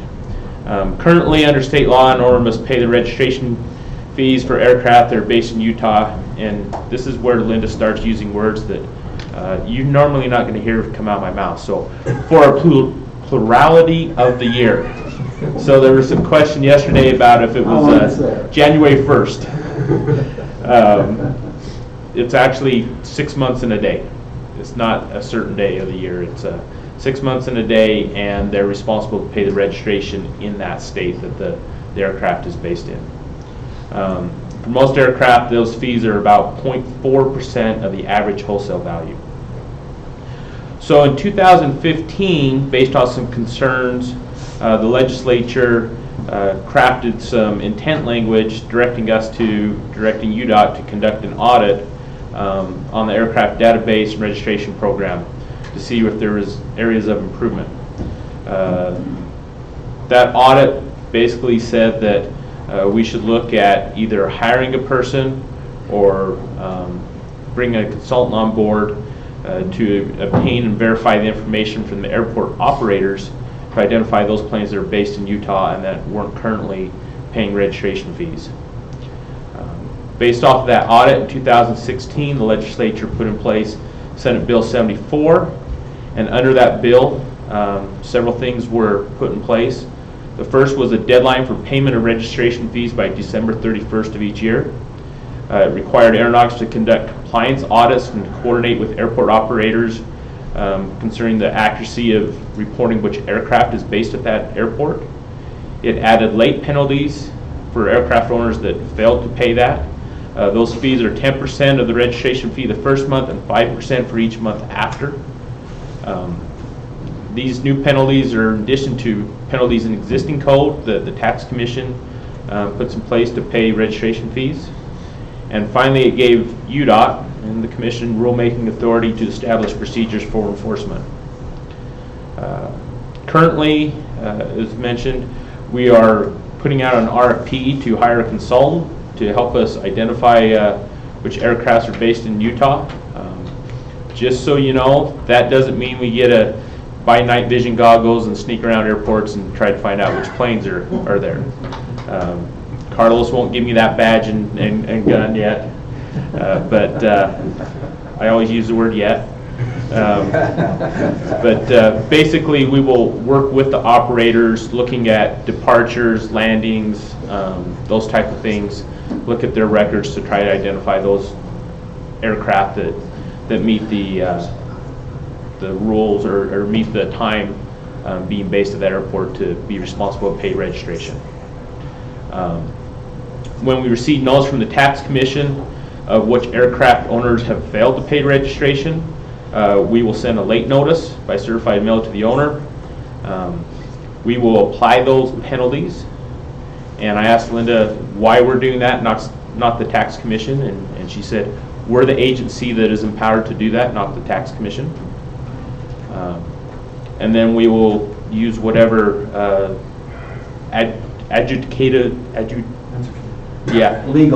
legal proceedings. Thank you very much, Commissioner or Chairman. The state code and the rules to collect on those. Linda's been crafting legislation too long. Electrical engineers are not. Yeah, she should have known the person that was going to be saying these things. Phonetically spelled out some of these things. But in a nutshell, that's where they're at with this rule. Today it's for review. It is not for approval. Well, it's a department rule, so. It's a department rule. It's for review. It will then move into the administrative rule process that the legislature has. So. Right. So anyway. Questions or comments, please? So Gail? we have a provision. Go ahead, no problem. Go ahead. Well, as I expressed yesterday, Senator, I used to hear that every new law was the result of some mad legislator. And here's another one that's creating additional work. And the question was, is it going to be worthwhile? Is it going to cost us more than revenue, or are there other purposes? And as I've thought about this, there may be already some records that will give most of this information. For example, just contacting the airport gets you started. Yes, we've been doing that. And so you hire a consultant, he doesn't have to go out there and count airplanes to begin with. He can get the already existing records as the beginning point for it. And that's been part of our ongoing process for the last several years. It's definitely showed us that there's a problem. The aircraft operators are getting revenue from the hangars being rented, from the fuel. They don't necessarily see these registration fees come directly back to them, so sometimes it's not in their best interest to report them. Yeah, so that information is what's led to the question being asked. Thank you. The FBOs are getting those gasoline purchases and the rest, and so they're maybe not inclined to rattle them the aircraft over to hangar bay. Exactly. Yeah. Human nature. Nagi? So you send the memo that they're late. What is the ultimate enforcement? That you're going to be repossessing or auctioning off the airplane? I thought about some of the smart aleck things I would say if this question came up, and I'll put those in my back pocket. We have the power to put a lien on the aircraft, and so they wouldn't be able to sell it in the future without having that taken care of. So that's the biggest stick I guess we have. That makes sense. Other kinds of questions? Or I can't help but chuckle because I had a case one time where we were trying to collect a judgment. The company owned an airplane.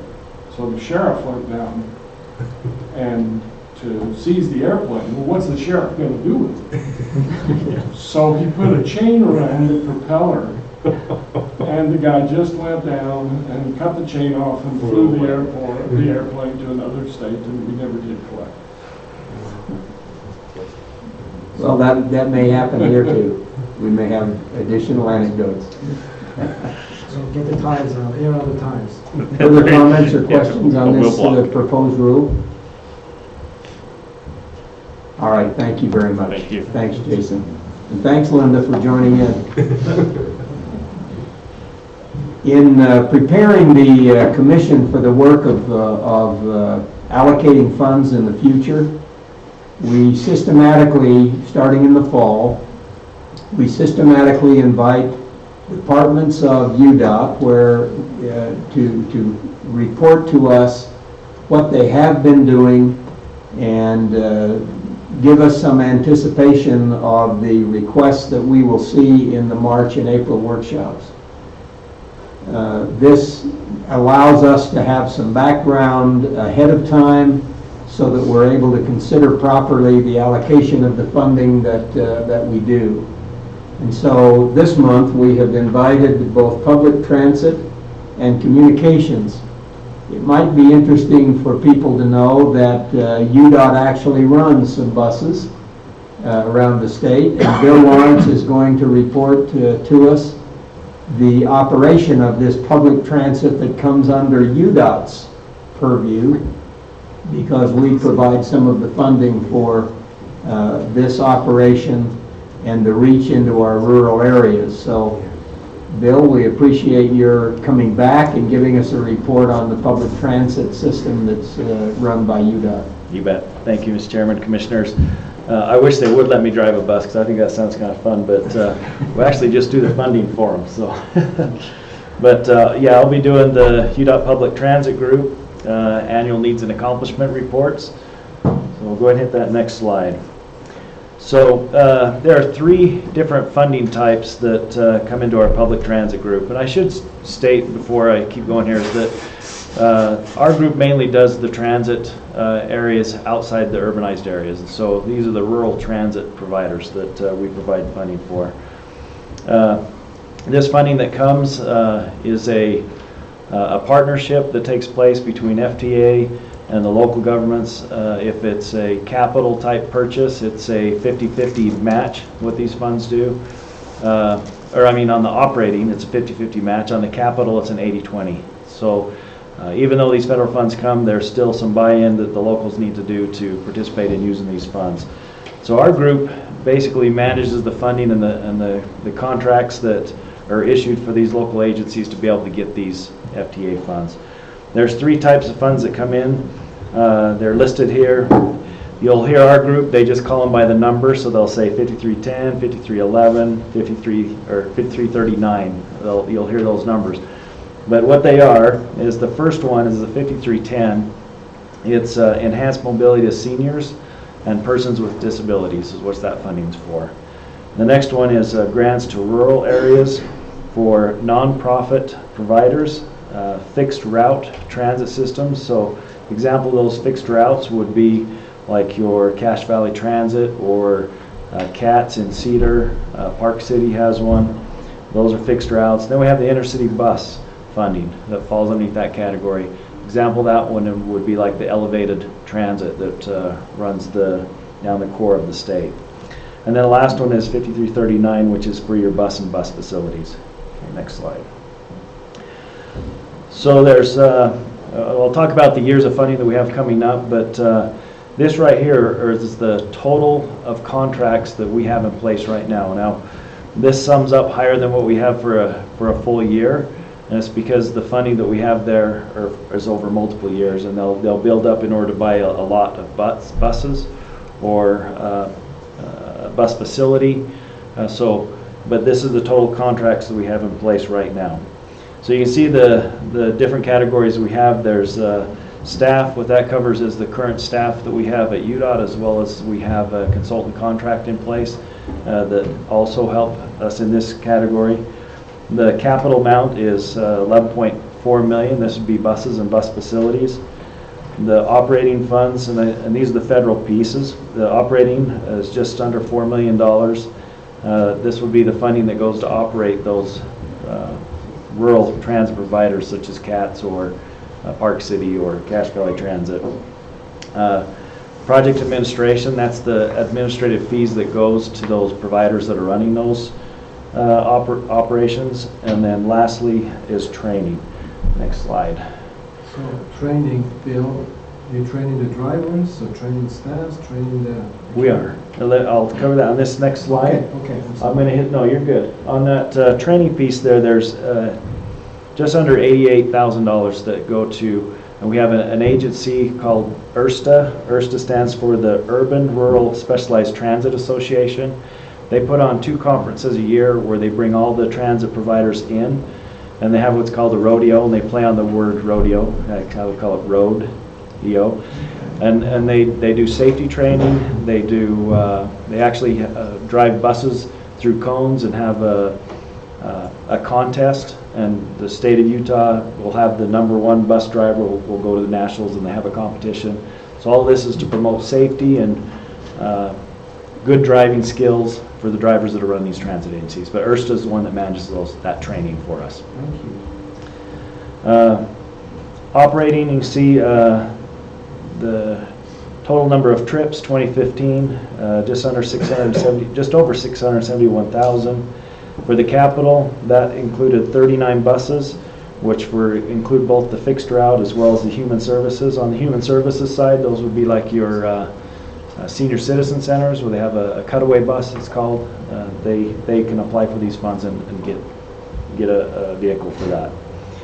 Also, the Kimball Junction Transit Center construction was part of that funding. And then I talked about the administration of the fixed route systems, and then UDOT staff and consultant staff costs. Next slide. So if you look statewide, you can see here on the map, it's kind of hard to see on that, it's probably easier on your iPad, you can zoom in on it. Each of the dots are what we call demand response agencies that we have funds that are going to. We've kind of highlighted those. We've gone around the different areas in the state. Those would be like your cutaway buses, senior citizen centers, nonprofits, those type of groups. And you can see in the gray are those that are our fixed route providers. So there's down in the Navajo Nation, you have Park City, Transit. There's Basin Transit Association out there in the Vernal area, and then you have one up there in Cache Valley as well. Okay, next slide. So I just wanted to briefly just highlight the amount of federal funding that comes into the state. So based off of the FAST Act, we're looking at just over $8 million per year over the next 3 years. Any questions? Questions about this public transit system? URSA, once again? URSTA. And it stands for? Well, you're going to make me have to go back and look. Urban Rural Specialized Transit. Yep. Thank you. All right, thank you. We show here the number of trips. Do we have any indication of the number of people? Each one of those trips is a person. So that's how that's counted. So they got on the bus, took a trip, and got off. Okay, so when it says 2015, 671,000, that's really people. People that got on one of those systems. But, you know, that, it could be a person each trip. If you go one way and then enough back again, Yeah, it's it's two. a round trip, but it's two. It's two. But that gives some indication that it's significantly used. Yeah. Now, it seems to me that, isn't this the system that runs the bus from the southern part of the state up to Salt Lake or something like that? Yes, it's called elevated transit. Yeah, the elevated transit. And that was one that was struggling with ridership. I know the ridership has gone up a little bit. They looked at going from a full-size bus on one of the routes that they had because it had split. I forgot where the split was. The bus had split? No. That might have been a good idea, but no, the route split and they had two buses that were alternating back and forth. Right. One of the routes didn't really justify the full bus, so they looked going down to a smaller type vehicle to handle those routes. And so they're still struggling financially with the amount of revenue that they have to spend compared to what they're getting back in. Okay. We had that discussion, I believe, about a year ago. Right. They're still tweaking on it. But it's still operating? It is still operating. Good. Yeah. Good, okay. Any other questions or comments on the system? Thank you, Bill. You bet. Appreciate that report. We look forward to seeing more than at our workshop.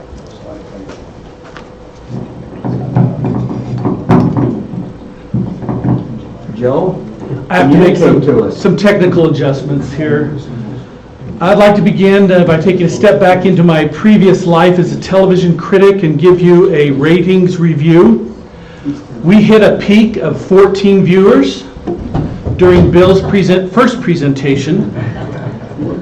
We took a little dip after that, down to about 6. Sorry, Lyle. But Bill just built us back up to 10. So I want to make sure all 10 of our viewers hear me talking here. Now I know Commissioner. Oh, see already. Oh no, I'm heading down into Lyle territory. They're dropping off. Yeah, I know Commissioner Millington thinks that I'm leaving zeros off of that number. That's really 700, but it really isn't. But anyway, just thought you'd want to know. We here at UDOT Communications have been for years functioning with this, that this is our goal. Our goal is to optimize mobility by educating the public about everything UDOT is doing to keep Utah moving now and in the future. Now, we believe that as a communications team. It's our heart and soul. It's what we do, and it's something we work very hard at. I know Carlos and Shane believe that that's our mission as well. But the interesting thing to learn is that the public also believes that's a critical part of UDOT's mission and what we need to be doing. We recently did some focus groups to try and find out how we were doing in our communication with the public. And in those focus groups, we asked this question: how important is it for UDOT to keep commuters informed about what's happening on Utah's roads?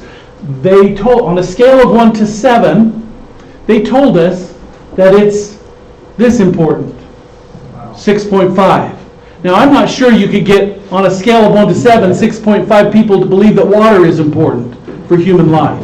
But 6.5 believe that that is critical to UDOT's mission, and we believe that. One of the things that the Lighthouse Research told us in their summary of this focus group report is that the participants in general appreciate frequent communication from UDOT and felt frequent communication with Utah drivers improves their perception of UDOT. And the facts bear that out. When we do public opinion research each year, and quite frankly, right now we are in the process of doing the public opinion research, our annual survey right now. So I still have last year's numbers, but I'm assuming that we'll be pretty close to that this year. I kind of go back to back here in 2001 when we finished I-15 reconstruction in Salt Lake County just prior to the Olympics. And we hit that mark of about 73% of a public favorability rating. We asked the question, do you have a generally favorable impression of UDOT?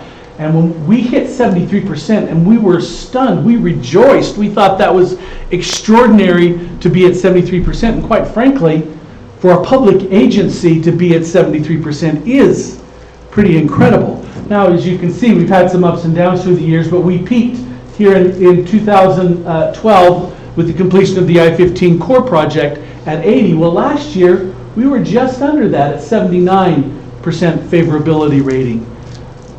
This is our capital with the public. They trust us. They think well of UDOT.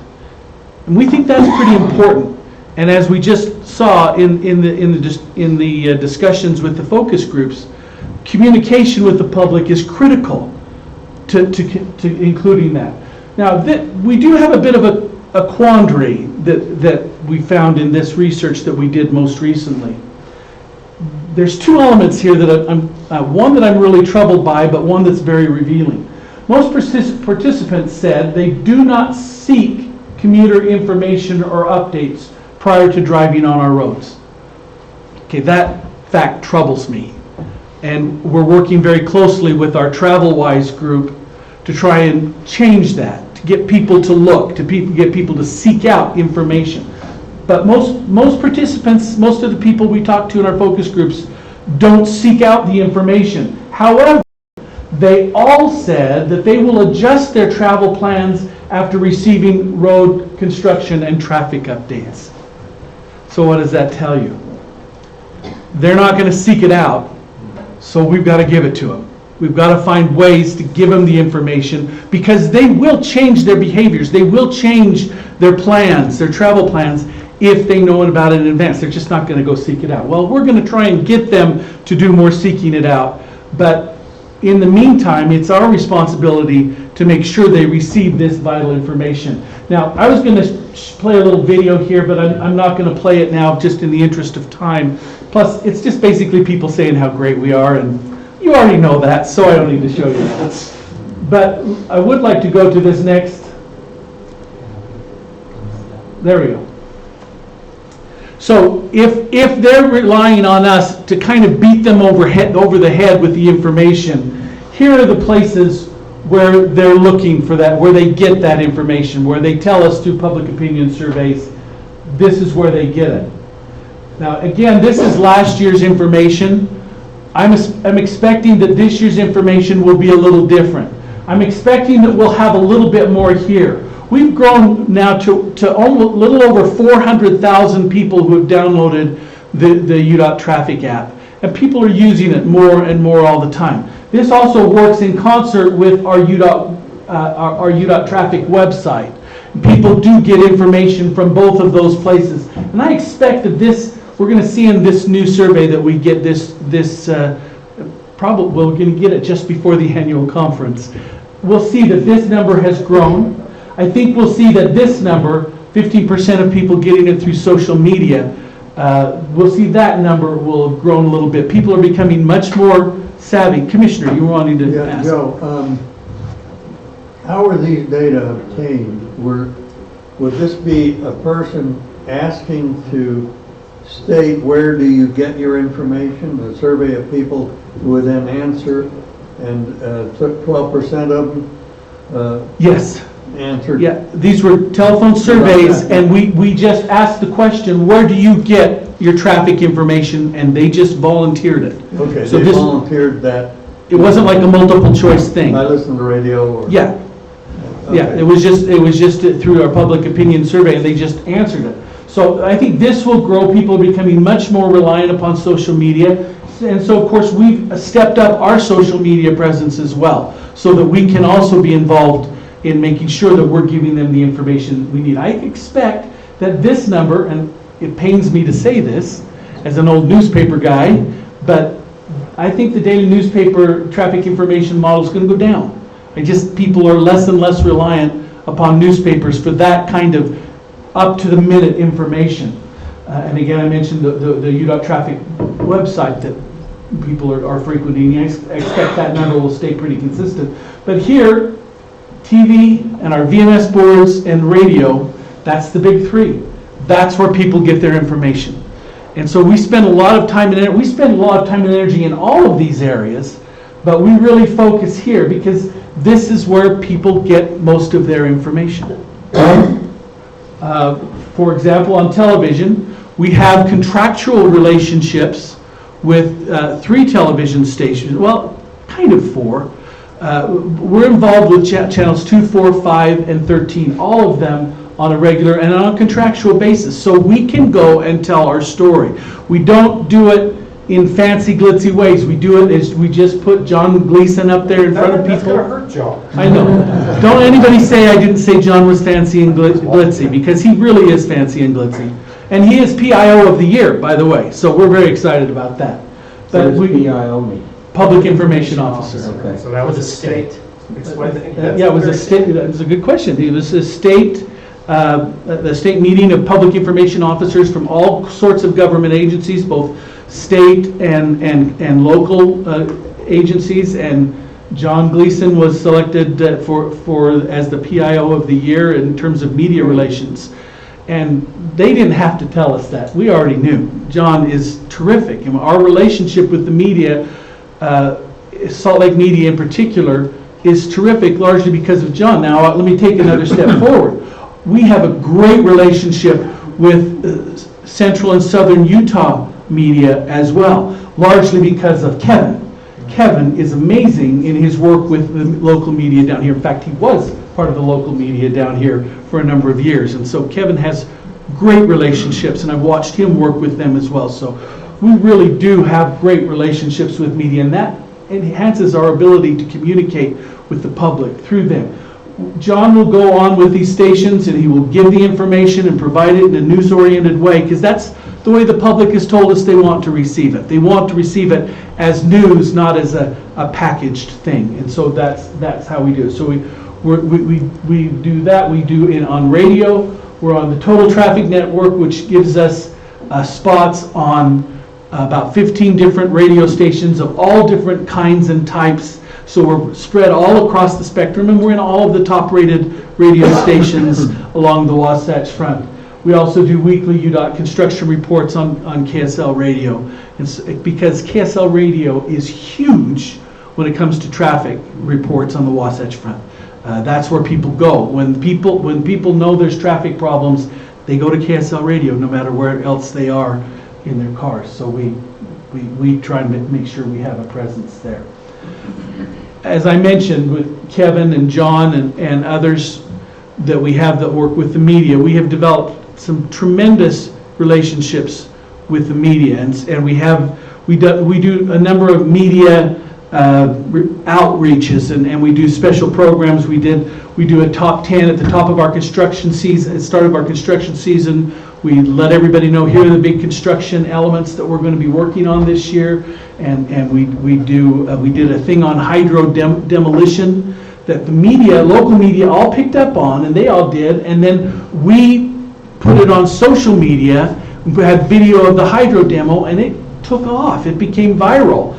It got picked up by Wired magazine and Popular Mechanics magazine, and people were looking at our hydro demolition video that we did for ourselves, and I'll talk a little bit more about that in a second. So we do a lot of programming outreach to try and get people's attention, to get them talking about the things we're doing and make them aware of the things we're doing. Last year we had, well, to this point this year, we've had nearly 1,200 stories covered. As you can see, the bulk of them are right in the spring. We kind of peak in the spring at the start of the construction season, people wanting to know what we're doing. And so we have a lot, and it kind of ebbs and flows throughout the course of the year. This is an interesting element here to kind of give you some view of it. As a media person, I look at that pie chart and I think that's beautiful. That's really exactly how we'd like that to look. The vast majority, 83% of the stories are just neutral. That's really what we want. We want people to just give information, to provide the information that we're telling. We don't need them to be positive with them. We just want you to tell our story. And so the vast majority of what we're seeing on here is positive. Now, is neutral. We do have positive. There have been some positive stories. We had some positive stories when we had not too long ago a new system that we have for extending the time on crosswalks so children can get all the way across on crosswalks. We had some very positive and saying some very nice things about UDOT on that. In the past, we had one on the hydro demo I told you about. The media went nuts over that, and we're very positive about that. We recently had a collaborative effort with a public group to put in some wildlife fencing in Parley's Canyon. Had some very positive coverage of that. Down in St. George, we had an amazingly positive editorial about UDOT and the great work that UDOT is doing in enhancing transportation in southern Utah. And so we do get those positive stories. We also get the negative stories. We've had some negative stories about the Payson proposed interchange in Payson and its impact on historic homes there. We had some stories about the late and through turns that we just opened. Interestingly, those stories were mostly before we opened the interchange and the through turns. Before we opened them, people were saying how confusing they are. Since then, we get nothing. They're not saying anything about it. I think, to me, that's positive, that they're finding out, people are figuring them out. They're not as confusing as they think they were going to be, and so it's not a story anymore. Nobody wants to do that story. We had a couple of stories about our friends in Morgan who want to do a cattle drive on I-84, and that became, one reporter pitted that as UDOT picking on the poor ranchers. But so we have different stories like that, but for the most part, what we have is neutral, and that's a good thing as far as we're concerned. Now, I want to just tell you, here's a little bit of a change. One of the things we've really stepped up in this past year is our work with video. And we've always done B-roll. B-roll in video, that's what we provide that to the television stations, and they use that as background video when they're doing a voiceover and they just run the video in the background. Remember when we were doing Legacy Parkway, and KSL always had in the background of their stories this lush tropical setting of wildlife and lots of water, where there's no place on the Legacy Nature Preserve that really looks like that. But you always use that as the background video, and we finally got figured out that we need to start providing them with B-roll that accurately reflects what we do. So we provide that, we help them with their television segments. But this thing I want to tell you about a little bit about an internal news channel. There's a popular feeling among my profession, people who are communications directors in departments of transportation all around the country, that with the advent of social media, we are no longer dependent upon the commercial media to tell our story. With social media, we can tell it ourselves. We can be our own internal news channel, and we can put things out. And I know California actually is sort of thumbing their nose at the local media and really just concentrating on telling their own story. They've hired a dozen people to help them do that. Well, we're not quite doing that because we have such good relationships with the local media. We want to work with the local media, but we are more and more putting our story out there on our blog, on Facebook, through Twitter, We have hired a veteran journalist, Zach Whitney, who is helping us put together real news packages that we just post on Twitter and in our blog, and the media then sees our story and they use it, and that's been a good thing for us. We've been doing that more and more, and so that's part of what we're doing. It is part of our outreach, and also in social media and using what we can do there. So I'm gonna just give you a couple of quick examples of some of the things we're doing on video, and thanks to Kevin, he's able to negotiate the difficulty here, and I'll see if I can get the sound. Let's do the hydro first.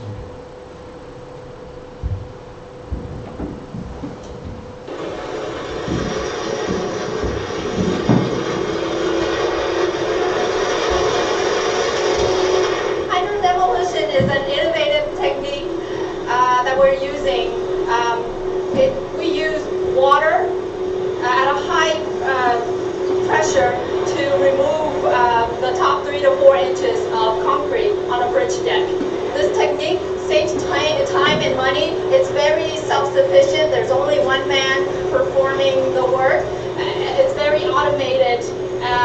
It's very safe. There's only one equipment that removes the concrete, and the other is collecting the water and any debris from the operation. And the water is separated from the solids, and the water is collected and goes to a treatment plant and recycled back into our water system.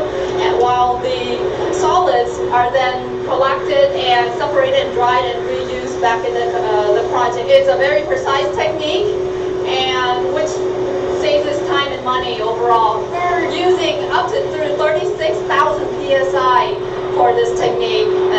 That's about 24 times more powerful than your average home power washer. This is one example. We're using innovation to save time and money on UDOT projects.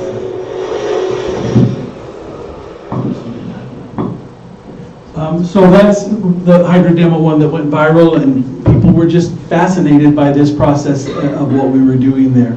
Again, we just created our own news, our own story, and did it ourselves. We have the capability now to do that, so we just did it ourselves and send that out. Now this one is one that we find every time we do this, it just creates all kinds of interest in the public.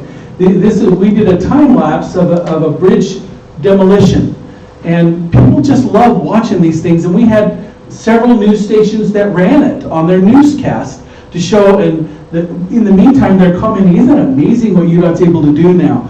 And it is amazing what UDOT's able to do now and how fast we're able to do these kinds of things, but we don't actually do it this fast. This was last weekend, right? This was last weekend.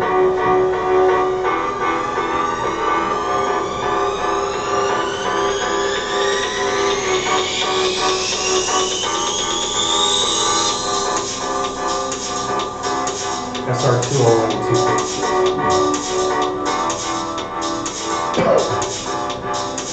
So this is a brand new video that we just ran. Yeah, just last week, just a week ago.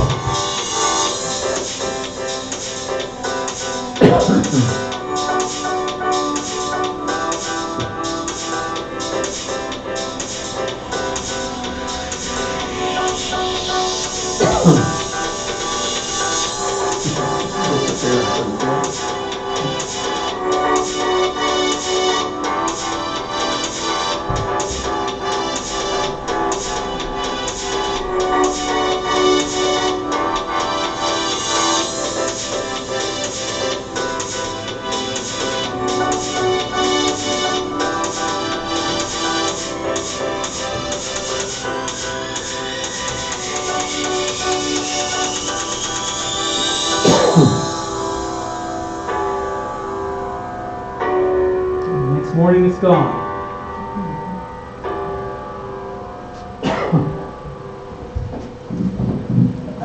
Every time I see that, it just stuns me. A few of us are old enough to remember 2000, the year 2000, 1999, when we would close entire interchanges for 5 months at a time.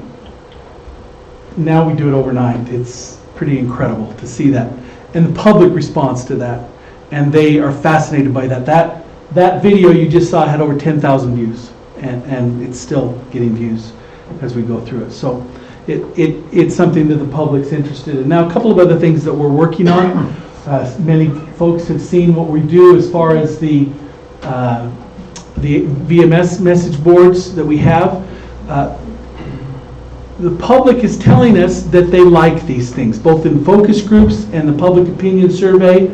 They tell us overwhelmingly that they like it. They don't always like every message we do. And there have been a couple of messages that have pushed the edge of the envelope a little bit, and maybe a little too far on at least one occasion that I can think of. But no, that got some good attention. and Commissioner, that's exactly what we're going for. And this is the message that we give to the public. We're not trying to be funny. We're not trying to be clever. We're not trying to entertain. We want to get people's attention. We want people talking about these safety messages, the 5 behaviors. We want to start conversation. So in one of the complaints we had on one of the recent messages, this dear woman wrote about how she felt badly about they were talking about it around the dinner table with the children, and they having to explain things to the children. And in my mind, I kind of go, well, but you were talking about it. And that's sort of the point. We're trying to start the conversation. We want people talking about safety. We want people talking about buckling their seatbelts and putting down their cell phones. That's what we're trying to do. And that's the whole intent of this. It's not real scientific how we do this. We have a conference call every Thursday morning, and a bunch of us get on there and we brainstorm ideas of what we're going to do, and we do it. And it's So what's today's? Well, today's is 144 out of 288 days have been 0 fatalities. And that's today's message. It's a Friday message. And so we're talking about that. And our follow-up on social media on that is, look, if we can do it for 144 days, why not 150? Why not 170? Why not 200? We can do this. And that's the point we're trying to communicate with people. On Monday, Matt, do you remember? Yes, tell your BFF to buckle up. Oh, yeah. It's the start of National Teen Safe Driving Week, and so next week we'll be having our Teen Memoriam event, and then the Monday message is sort of aimed at teenagers and trying to focus on them. So maybe, Joe, as part of that, we work with the Department of Health on this Teen Memoriam event. We put out a book of stories. And so we work with families that have lost a teenager. And we've recorded those. For the benefit of the 8. I'm sure now we're up to 10. The Teen Memoriam. So we work with the Department of Health and the families that have lost teenagers. And we tell the stories. And we deliver those books to every school in the state of Utah. We'll be delivering them to every employee in the Department of Transportation. Jason's going to make sure that the commissioners get a copy of this, but it's all about wanting to have a conversation. And so this is probably the toughest press event I do of the year, is with these families that have lost a child. But we also find that for those families, it's become sort of cathartic. They get a chance to talk about their child, and they get a chance to vent their frustration at whatever the behavior was that led to their child's death, and to try and prevent this from happening to other people and other families. I should also mention, when we talk about the VMS, this is really not a communications outreach. This is something we do with Jason's group. We're very much in sync on this. In fact, Jason and I, on more than one occasion, sit in his office and try and decide, okay, do we want to do this one or not? Do we want to pull the trigger on this one or not? But we're right. but this is something that really it's a communal outreach that we do together. The other, the last thing I mentioned was travel-wise, and that we're trying to turn that away from being a program to being a verb, to being an action word. It's not just travel-wise, a UDOT program, it's travel-wise. Rethink your trip. Rethink how you're going to get from place to place. And that's why that first part of that quotation. I want people to be aggressive in thinking, here's what's happening today on the roads. Maybe I need to rethink my trip. Maybe I need to take transit today. Maybe I need to go later. Maybe I need to work from home today. And that's the kind of behaviors. That's the way we're going to get through things. I'm going to say something. I don't know I have a right to say this, but so I may get in trouble for this. Carlos, look at him. Look at our look. He's like, uh-oh. We're going to do some really exciting things in what we call the tech corridor in Utah County. Eventually, we're going to get there. But even then, it's not going to be enough. We can't do enough. We've got to get people to rethink how they get from place to place. We've got to get people on the train. We've got to get people riding bikes to work. We've got to get people staggering their schedules, working from home, because we can't build enough roads to meet all of the demands all the time. You guys know all of this. But that's the whole intent of TravelWise, is to get people to think about what they're doing and to plan their trips. And so we're working a portion of the money that we get, a portion to us goes to working on that effort. And so, commissioners, that basically gives you an outline of what we do in the communications department. It's a very thumbnail sketch. We have a tremendous staff. I have 5 people in the central office who work with me. We have 4 great region communications managers in each of the 4 regions. We have Lisa Miller, who's tremendous at the TOC, a great staff of people working very hard to do a lot of really important things in helping people know where to go on the UDOT's roads. Do you have any questions for me? Please. I had a personal experience on the VMS sign on September 30th when I was coming from my assignment with church and the General Conference Week. The sign said that there is a mishap on the 215, and of course they rerouted. The question after that is that what process do we have as a UDOT and UDOT staff? How do we reroute the traffic? Because we ended up going from I-15, 70 miles an hour to 5 miles an hour on the State Street. Do we have an app still like Jason that's going to synchronize the lights to get the traffic moving? I have information on this. Jason, why don't you provide some information? But I appreciate you mentioning that, because when we talk about VMS signs as an important way to communicate with people, I'm not really thinking of the Monday messages. I'm thinking of what Jason's group does to put live traffic information. That's where people get their information, is from those VMS boards. So, Jason, Joe. Wow. So just as an example, so the I-15, I-215 closure we had just recently, Wednesday, right, Lisa? Yes, it was. That was in place for over 8 hours, and the staff of the TOC put together some numbers on that based off of our PIMS data and our signal performance metrics. Approximately 125,000 vehicles either detoured or canceled their trips. 45% of potential detouring vehicles changed it prior to hitting the freeway hard closure. So that means they got it from media, UDOT media, from social media, the radio, whatever it may be. Surface street traffic increased 50% during that closure. And when that happens, we have the ability, because of that fiber optic network that we've talked about in the past, to go ahead and make changes to those signals as far as the timing. So we were able to change our timing and increase the capacity of some of these critical detours, critical routes and intersections by 50% for that detoured traffic. Now, granted, we already had quite a bit of traffic on those roads, so adding all this additional interstate traffic bogged it down. But just think about, instead of 5 miles per hour, you would have been going at all. Sure. Yeah, you could have been sitting there. And the estimated cost on traffic was $750,000 because of all the delays that people experienced by having to sit there in just one day. So you can see how these incidents happen, but think about how much greater that number could have been if we didn't have the social media, if we didn't have VMS, if we didn't have the ability to change the signal timing at those intersections. I'm just grateful for that signage, to let the people know that if you're not going to anywhere, just turn around and go someplace else. We're just shortening the signals between the traffic signals.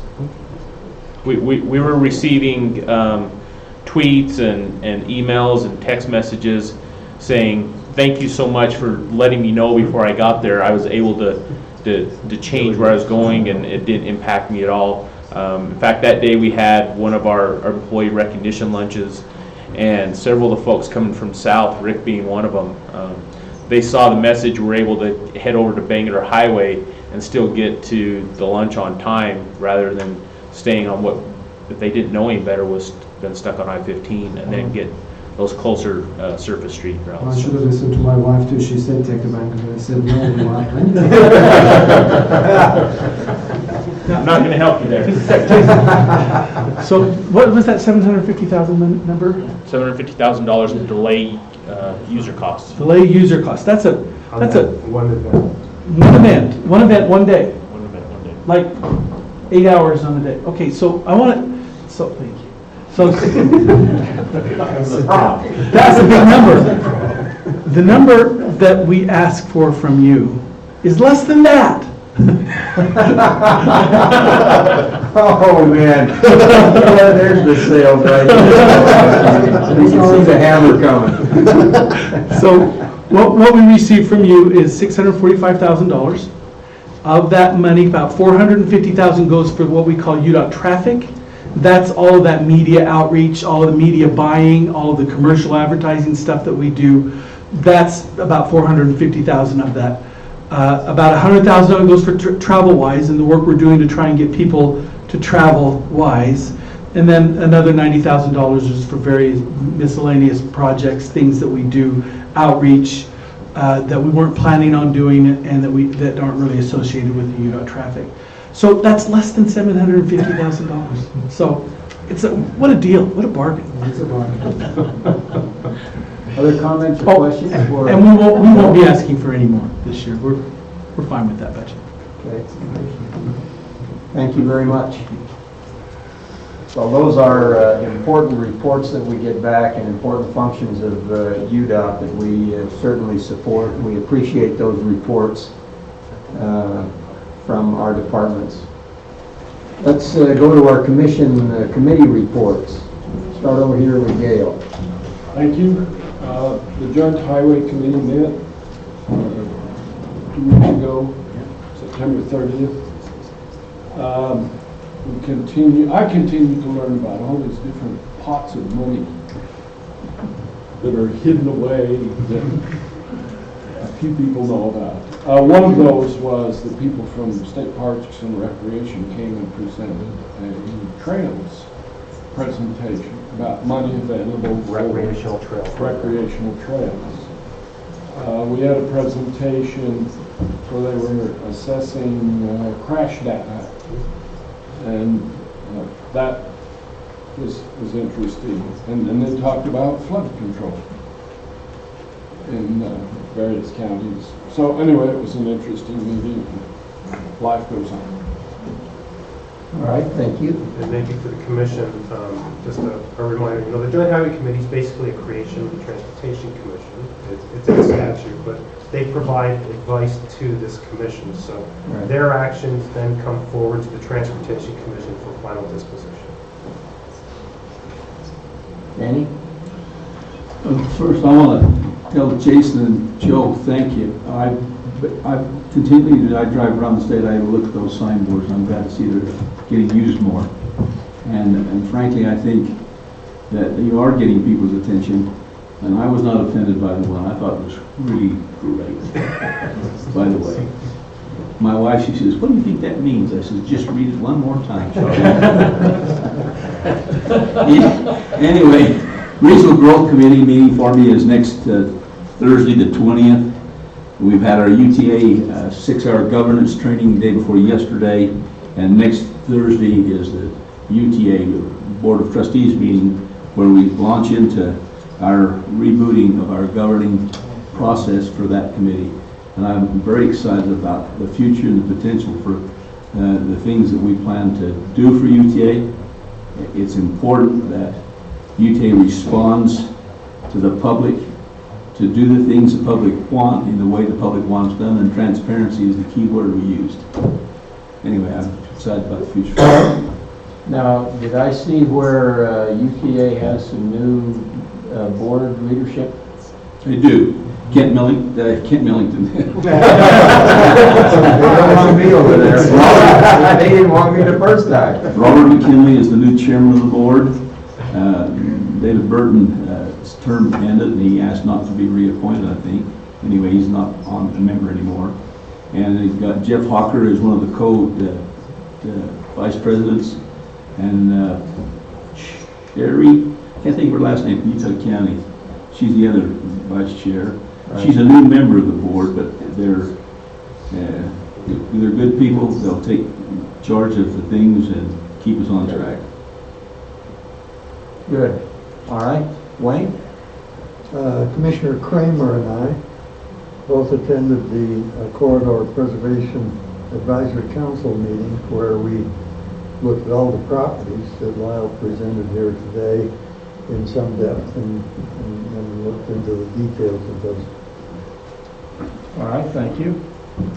Dixie and Peel met on August 17, and they had Brian Tridle of the BLM field office to come and talk to about the resource management plant, which raised quite a bit of commotion because it was missing the most important item, which is Northern Corridor option. And then they asked him to come a week later to present the case and hear the voices of the community leaders, mayors, county commissioners, and also they're working on some kind of alternative opportunities. Then they had also opportunity to talk to St. George to Springdale transit option. Bennett Powell from the KFH came and presented that study. Then we talked about the Vision Utah and opportunities that's come about to affect Washington County, and local sales option was another item that we discussed. And I think Mayor John Pike of St. George is going to be having a discussion this coming next Wednesday, talking about educating the public. Then I had a meeting with the CIB Community Impact Board. It was a funding trimester. We had 33 projects got funded throughout the state. All right, good. Thank you. I attended MAG meeting last week, Mountain Lion Association of Governments, with all the mayors in Utah County. I also had the opportunity this last month, along with Wayne, to attend and be introduced to the Sustainable Electrical Transportation Center at Utah State University. USU has formed a consortium across the country that includes the University of Colorado, Purdue University, and Olin College of Engineering out of Massachusetts to investigate all of the ramifications of electrical vehicles, autonomous vehicles, and that sort of thing.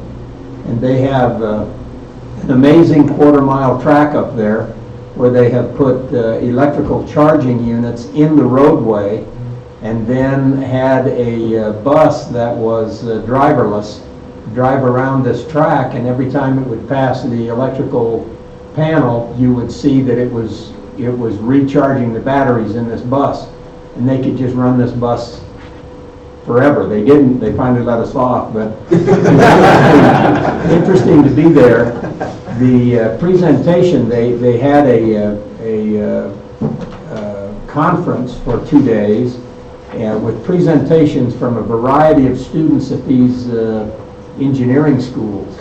And all of the research that's being done in battery sustainability, electrified roadways, autonomous vehicles, communication. It was just amazing. And that's going on right here in the state of Utah. And so I was able to communicate with Carlos and others that center at Utah State is hoping to be able to partner with UDOT in actually testing in test bed places around the state. Some of the technology that is being prepared and developed through this center. And so there will be, over time, as they continue with their technology developments, an opportunity for us to test some of that and work with them. So it was just a marvelous opportunity to get acquainted with people working this issue from all over the United States. So that was a great opportunity. Carlos?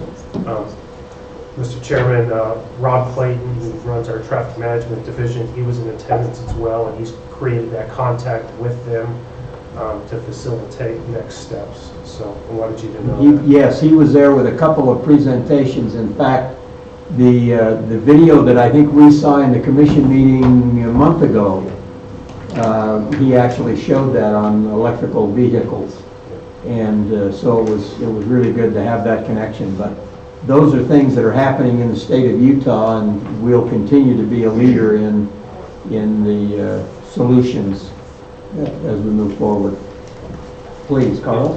If the commissioners are done with their reports, I maybe have one piece of information that is probably would be of interest to the commission.